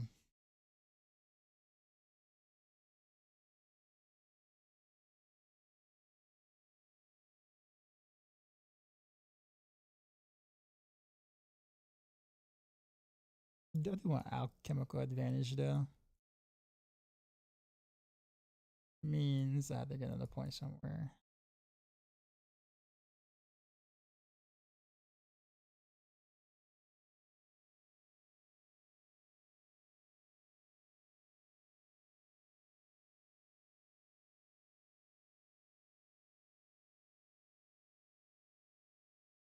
So we can go here.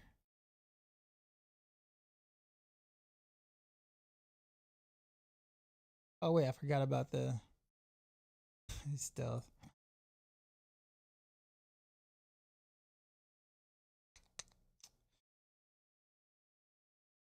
That there.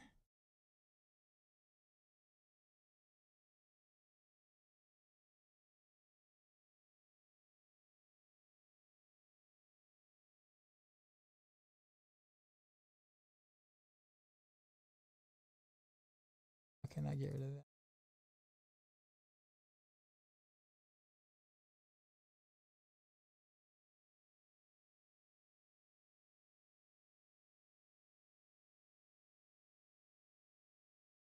Dude, it's just being funny.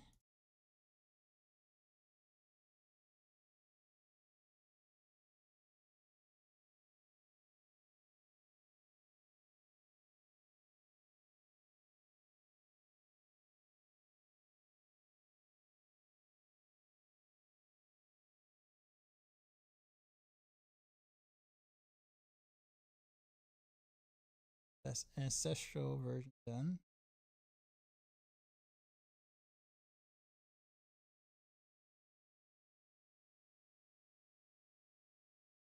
Starter. Just remove the speed farming and the ultra shroud and the beast fall barrage. All those can go away. Because there's no reason to have any of these anymore.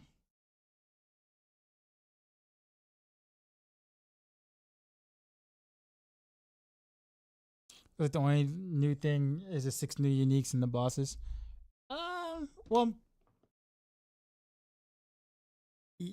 also the difficulty change. It made it more difficult to get to T4. Like,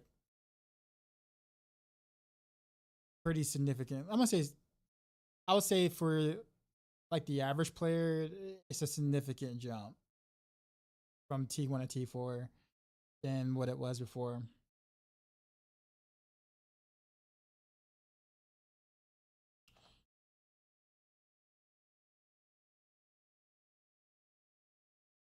And they also redid the pit health on the mobs or whatever. Oh, okay. You're gonna turn. Okay, I forgot. Okay, yeah. In that case, then, uh,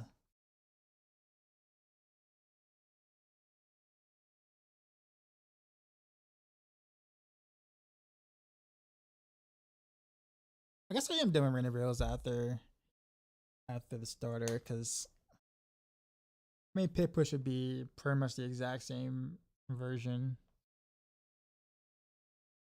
as a mythic because there you cannot squeeze any more damage out of that. Like you just can't. it's so uh it's so locked, I guess you could say.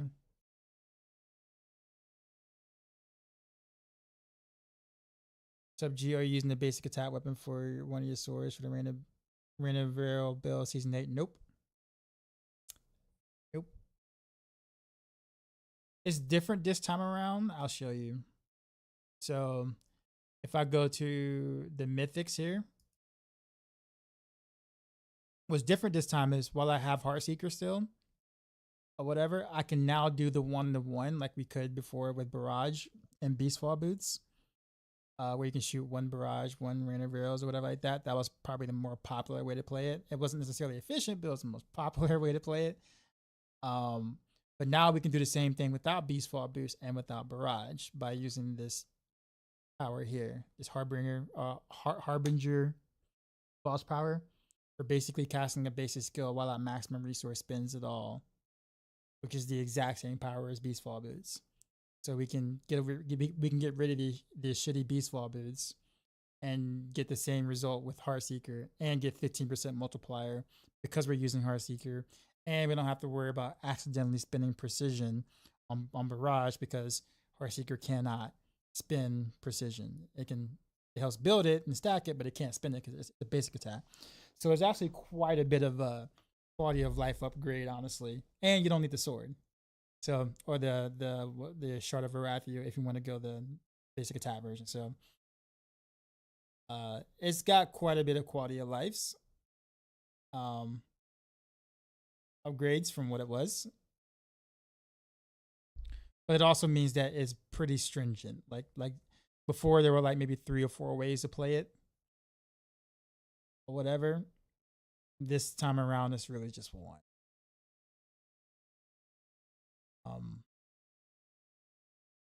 And that's it. You can either be like yay or nay to that, just depending on the kind of person that you might be. But yeah, there is really no like wiggle room to kind of make something creative out of that. Whereas before you had like 3 to almost 4 different ways of playing it. All those were pretty convoluted, don't get me wrong, but you know.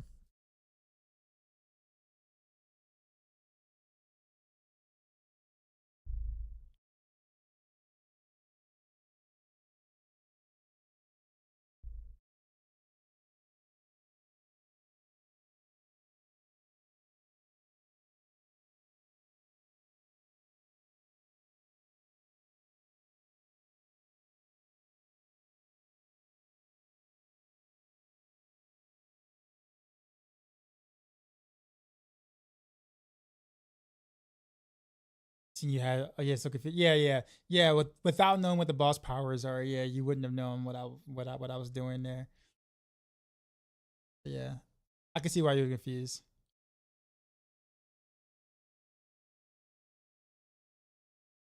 New bosses will be fun though. I actually like the new bosses. That's the thing.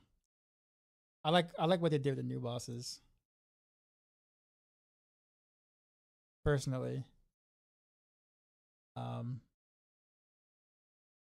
definitely can't speak for everyone, but I kind of enjoy most of the new mechanics they did. They were most.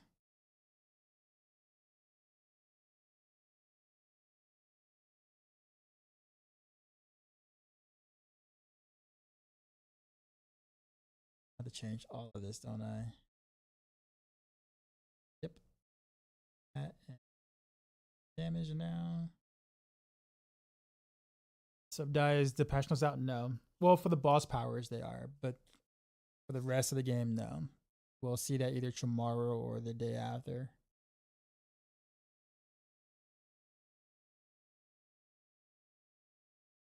But what up, Sada? What's happening, sir?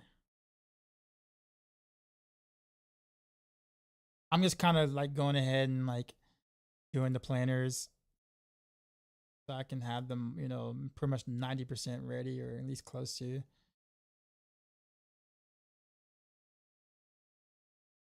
Because I have a lot of writing to do for the rest of the week. So it's kind of one of those things where the planner sometimes takes up about half the time, depending on the build and what you have to change. Like for instance, like things like Barrage, Pin Shot,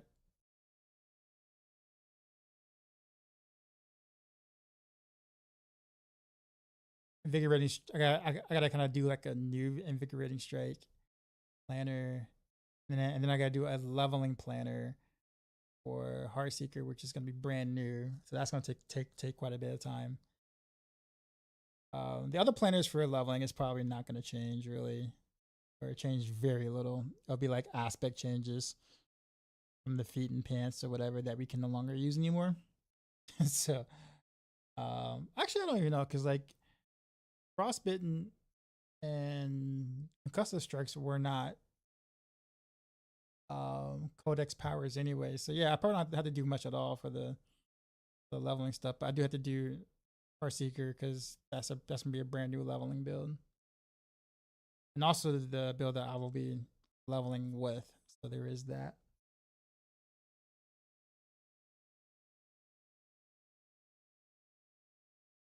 For sure, I see you changing. No worries, you just keep doing great things. Thanks, man. Yeah, yeah. Um, I got y'all covered for the marksman slash one of the meta rogue builds, Renoveros.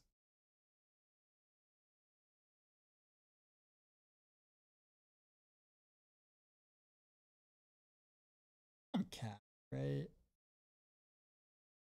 Oh, oh, that's Tomer 4. No one.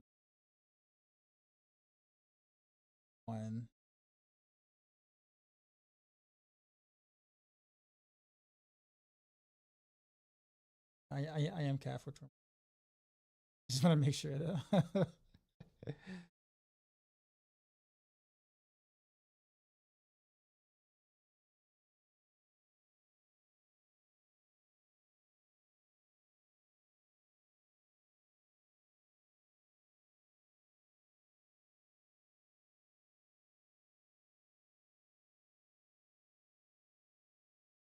That's distance.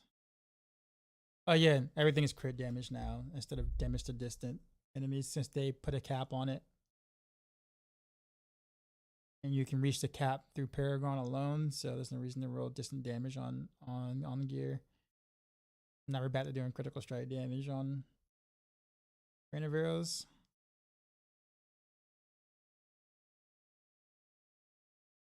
Which is not a problem.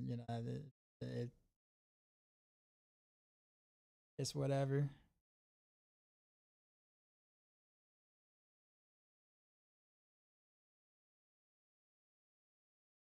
I definitely gotta change these whatchamacallits though. These are awful. Let's do Umbris. Chest.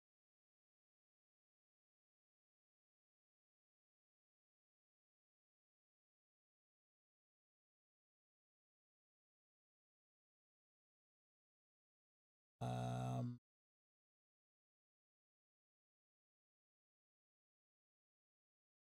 I do like siphoning. Siphoning. Yeah, is it?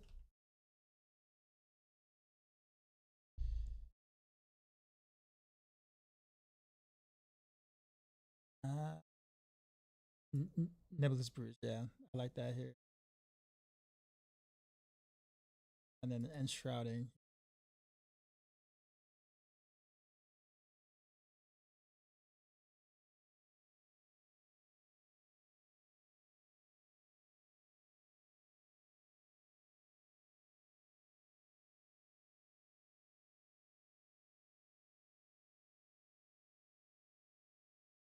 Why is there a GA on this?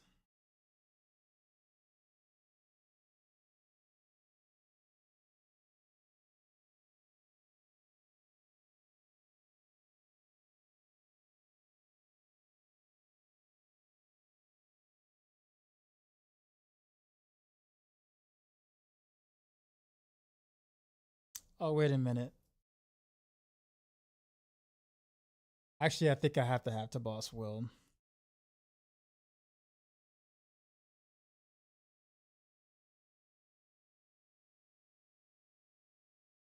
Yeah, it's a must. It's a must item.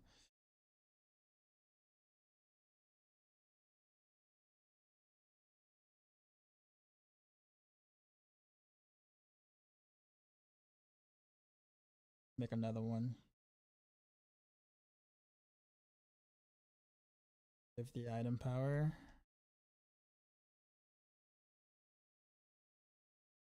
Oh man.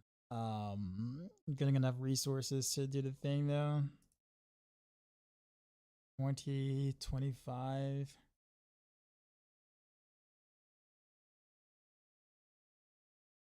I might be pushing it.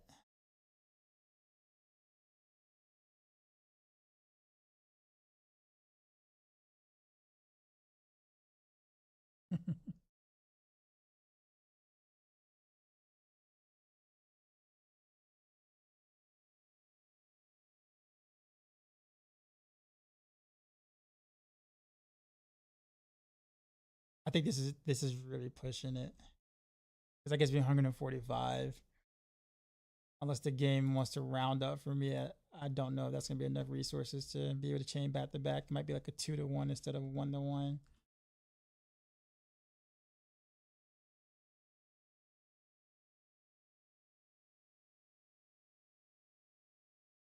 That'll put me at 145 with the resource elixir.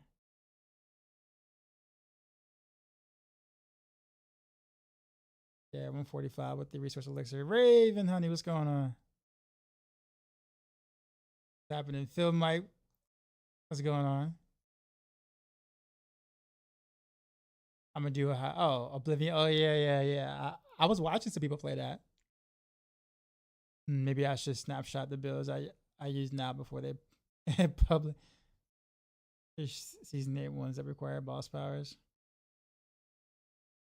Honestly, most of the builds don't change because of the boss power. Like you don't really build around them. They just kind of give you some bonuses and like a visual a visual display of stuff on the screen. They don't technically like completely change the builds or anything. So you'll be all right. You'll be fine.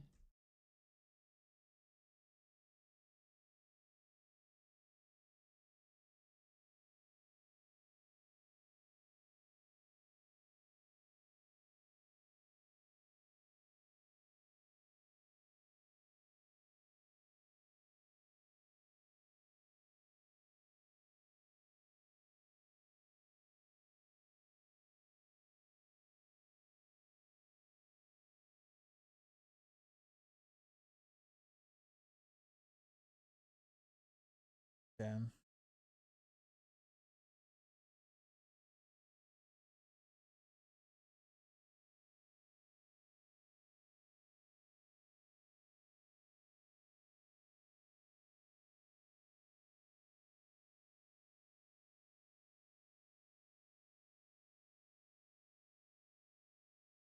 There we go. That works.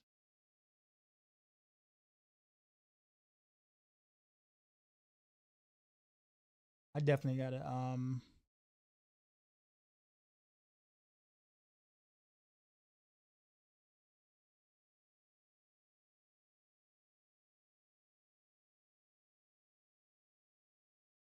Hmm.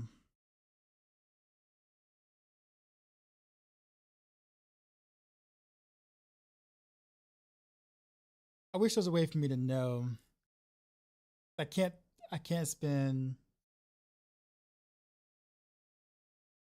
Yeah, there's no way for me to spend all of my energy right now without baseball base on live. So I can't even I can't even test. Well, I guess I could test like what 145 energy looks like if like on live and see if there's any sort of like leeway or something. I think maybe as long as I have the Vex rune, I think I'm okay. Because the Vex does lower the ultimate by a smidge. So should be okay, but I just don't want to like run into an issue where someone is like, "Yo, I was doing the thing and I can't cast the thing. What's going on?" You said I should be able to do the thing.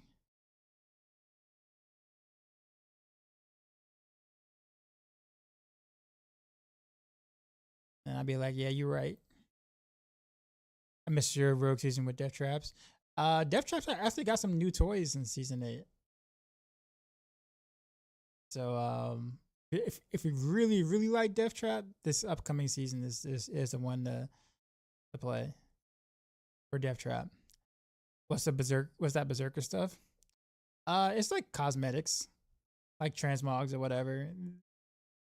Rogues kind of got shafted with like the way some of those look.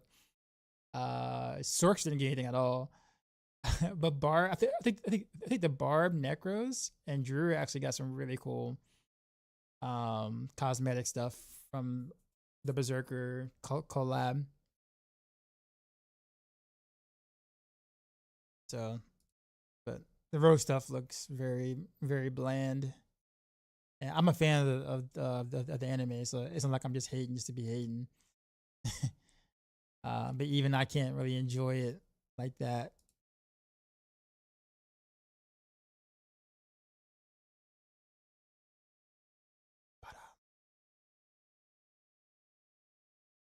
To the right, to the left, to the right.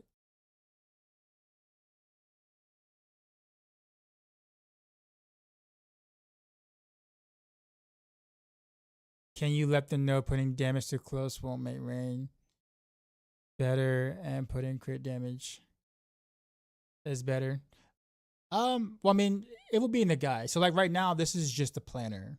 But all of this is gonna be inside a guide like this that has all the explanations and stuff like that. Now on the PTR, I will say that it was better to go damage versus close damage, and then going with close quarters combat because the boss powers were ridiculously strong. But with the nerfs to boss powers,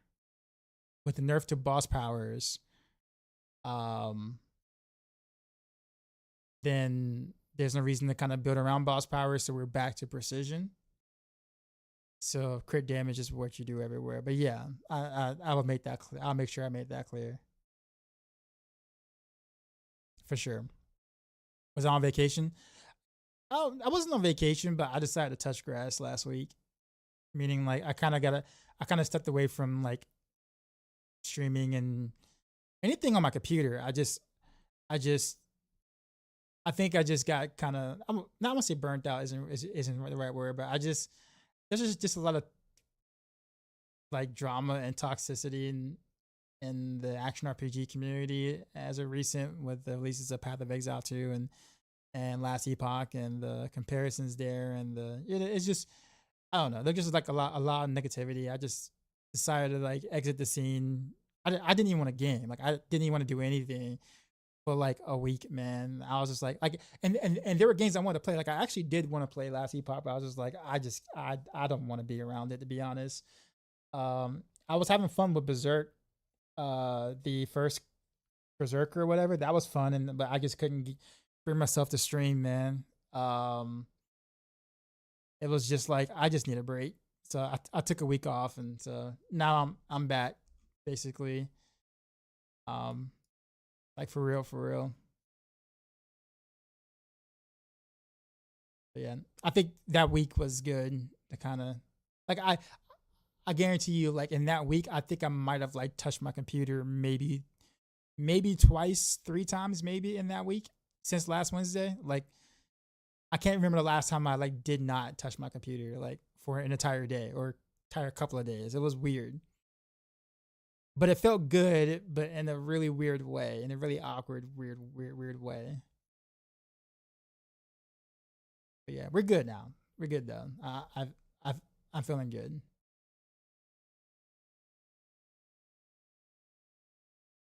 Why is rapid fire the reinforcement skill here? That's hilarious. For the starter at that too. Yeah. And nothing with the Paragon board changes, so we're good. Everything kind of remains the same.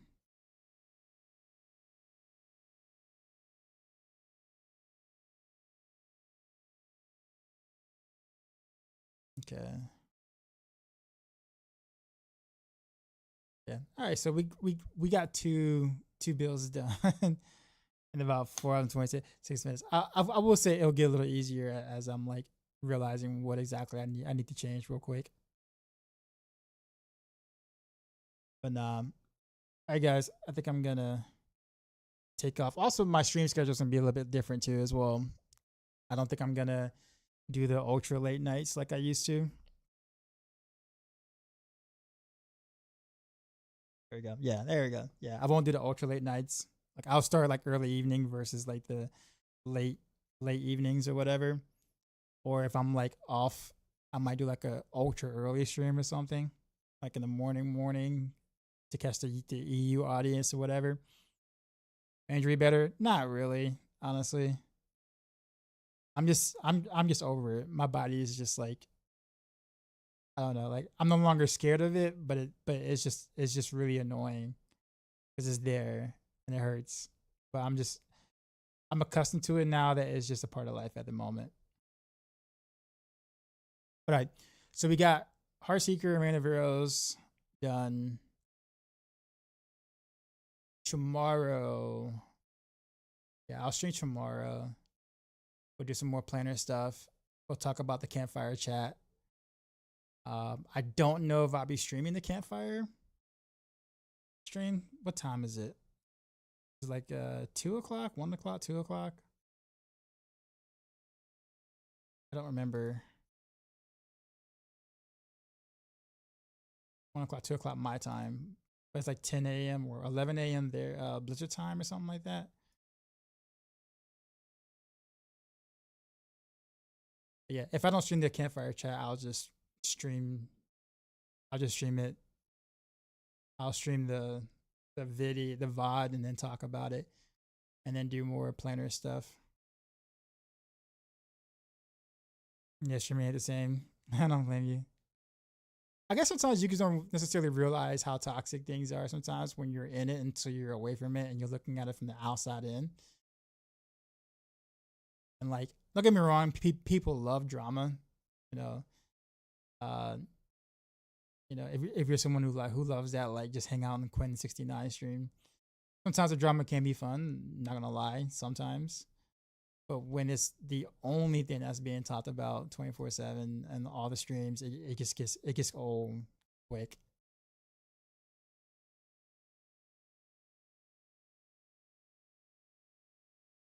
In my opinion.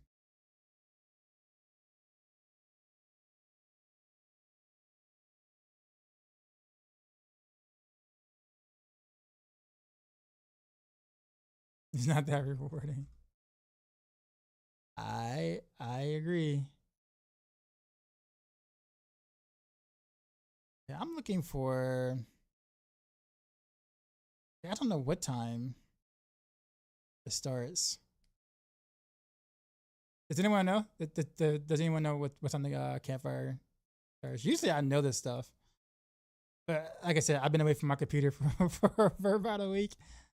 I don't remember like if they actually I'm sure they made mention of it somewhere. I just looking for the link.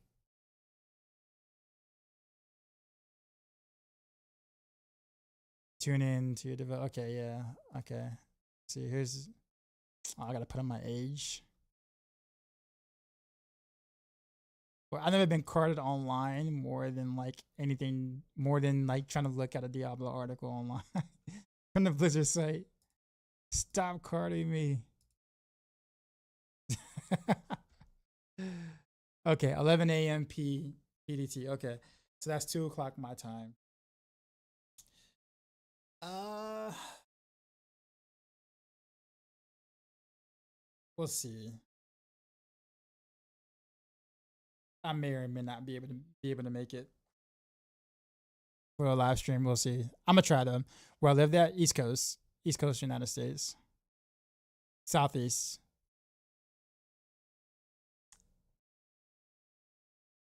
All right. Let's go somewhere. Who to raid to? Let's go to a friend.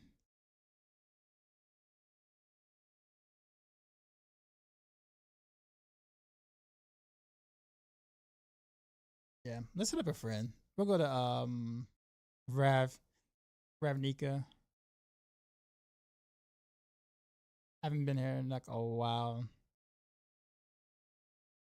but she's always super supportive of the stream. So, but anyhow, as I'm reading out, guys, I appreciate you guys coming back in, even though I took a week to touch grass. I promise I didn't abandon you guys. Well, actually, I did for an entire week, but you get what I'm saying. You get what I'm saying. We're back. So I appreciate you guys still remembering that I'm still around and checking up and it's like, yo, the Oxide's live. That kind of stuff. But yeah, enjoy Ravnica. I will be on tomorrow for a little bit, whether that's the campfire chat or right after the campfire chat, where I'll talk about the campfire chat. Maybe a couple of planners, I'll probably try to get done too as well. And other than that, that's about it. I want to ask you what you think is the best to play, Diablo or Last Epoch. I mean, if both of them are new to you,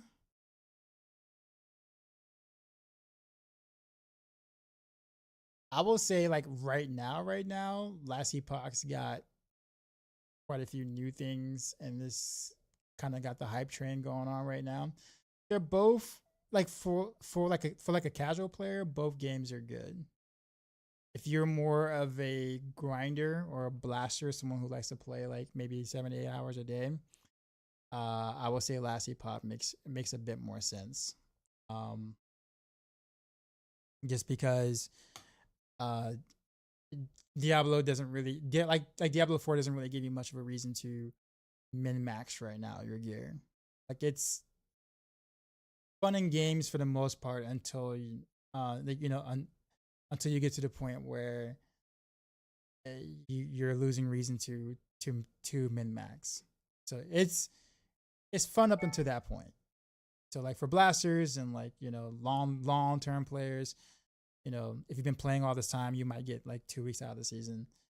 Last Epoch is going to feel better long term if you're going to be playing for like a lot.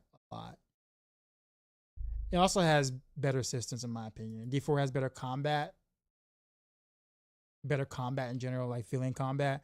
But Last Epoch has better systems like crafting, much better solo self found, because D4 doesn't even have solo self found. Crafting, there's the skill tree.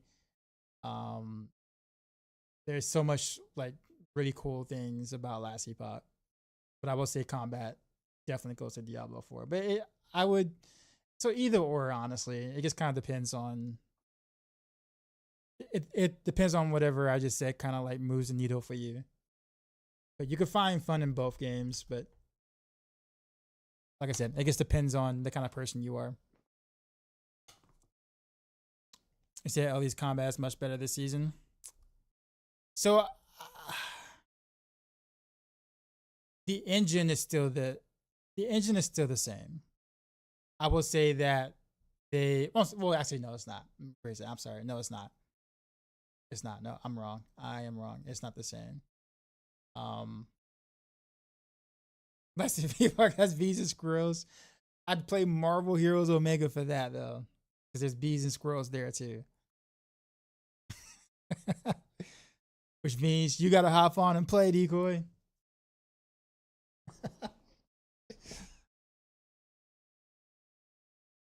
So, with that being said, that's probably the as much of an unbiased take as I can kind of give you on versus the two. So yeah, it just depends on the kind of person you are. But I'd probably give the nod to LE to Last Epoch at the moment, probably overall. But if you're a new player and you're kind of casual, all right, Ravnica, enjoy. I'll see you tomorrow. As always, till next time.